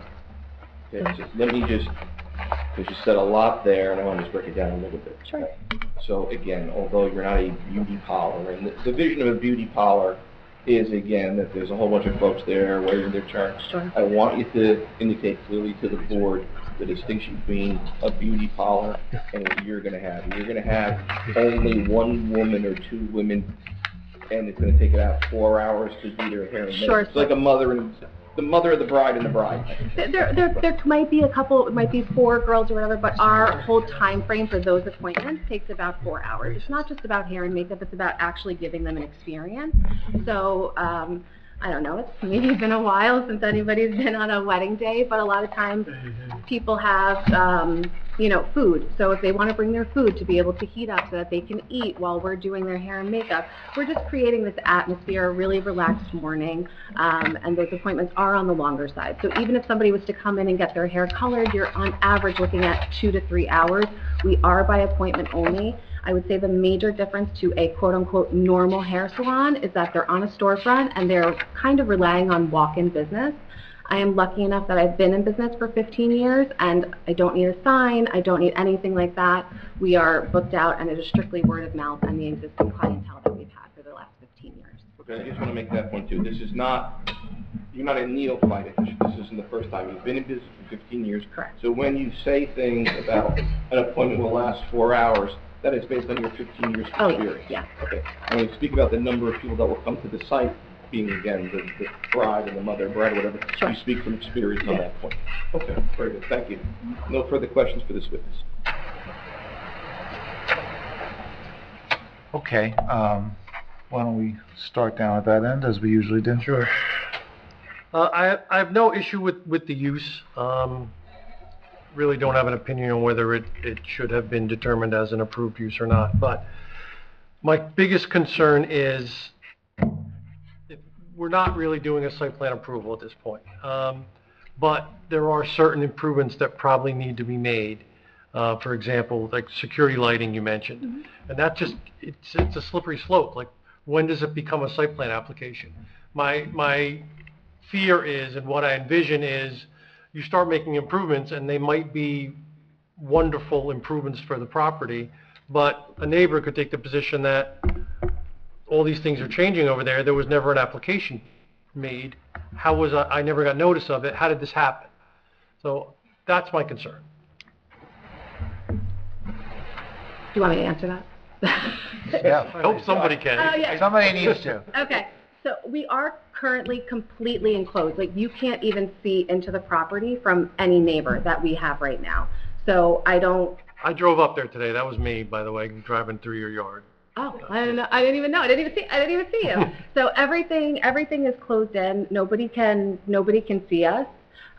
So I don't know what, in terms of, like, there would just be enough lighting in the driveway, like how the floodlight comes on when somebody drives down, just so it's not pitch black, but nothing crazy. I wouldn't want anything, you know, shining into my house. Therefore, I want to be a good neighbor, and especially a good business owner, and I want to make sure I'm doing the same for everybody around. And a homeowner could do the same thing.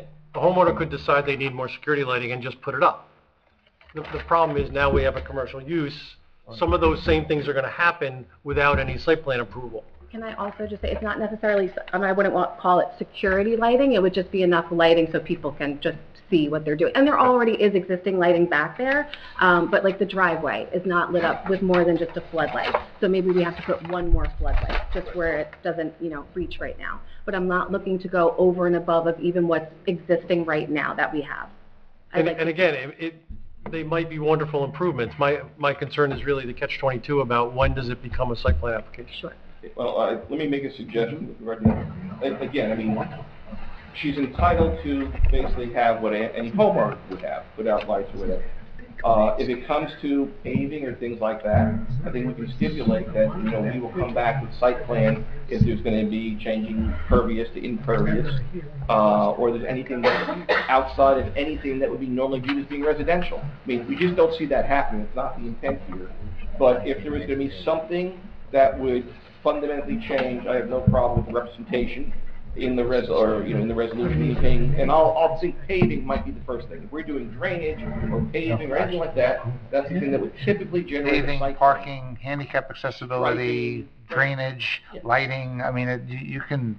Okay, well, again, I mean, the lighting we discussed, there's not gonna be any lighting beyond... Lighting will be limited as to what a single-family homeowner could put in.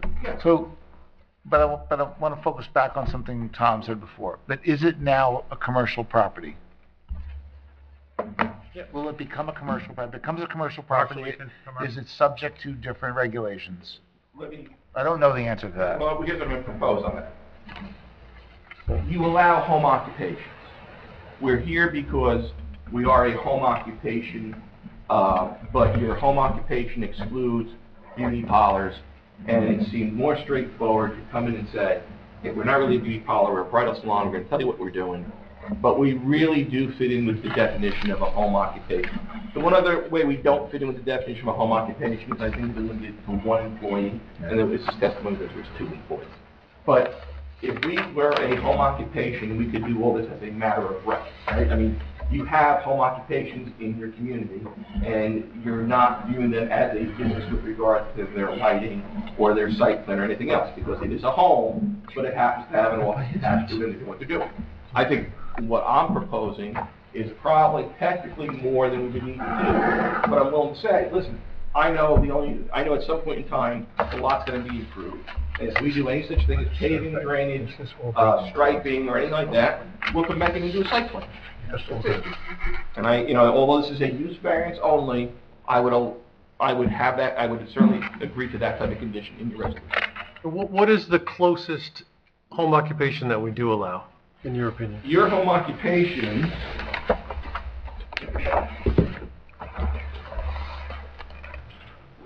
I think there are professional services that are allowed. Art studio, dressmaking. Here you go. This is home occupation definitions, and so it indicates customarily carried out in a dwelling unit, a family member, incidental to use of dwelling unit, and then it goes through some more details.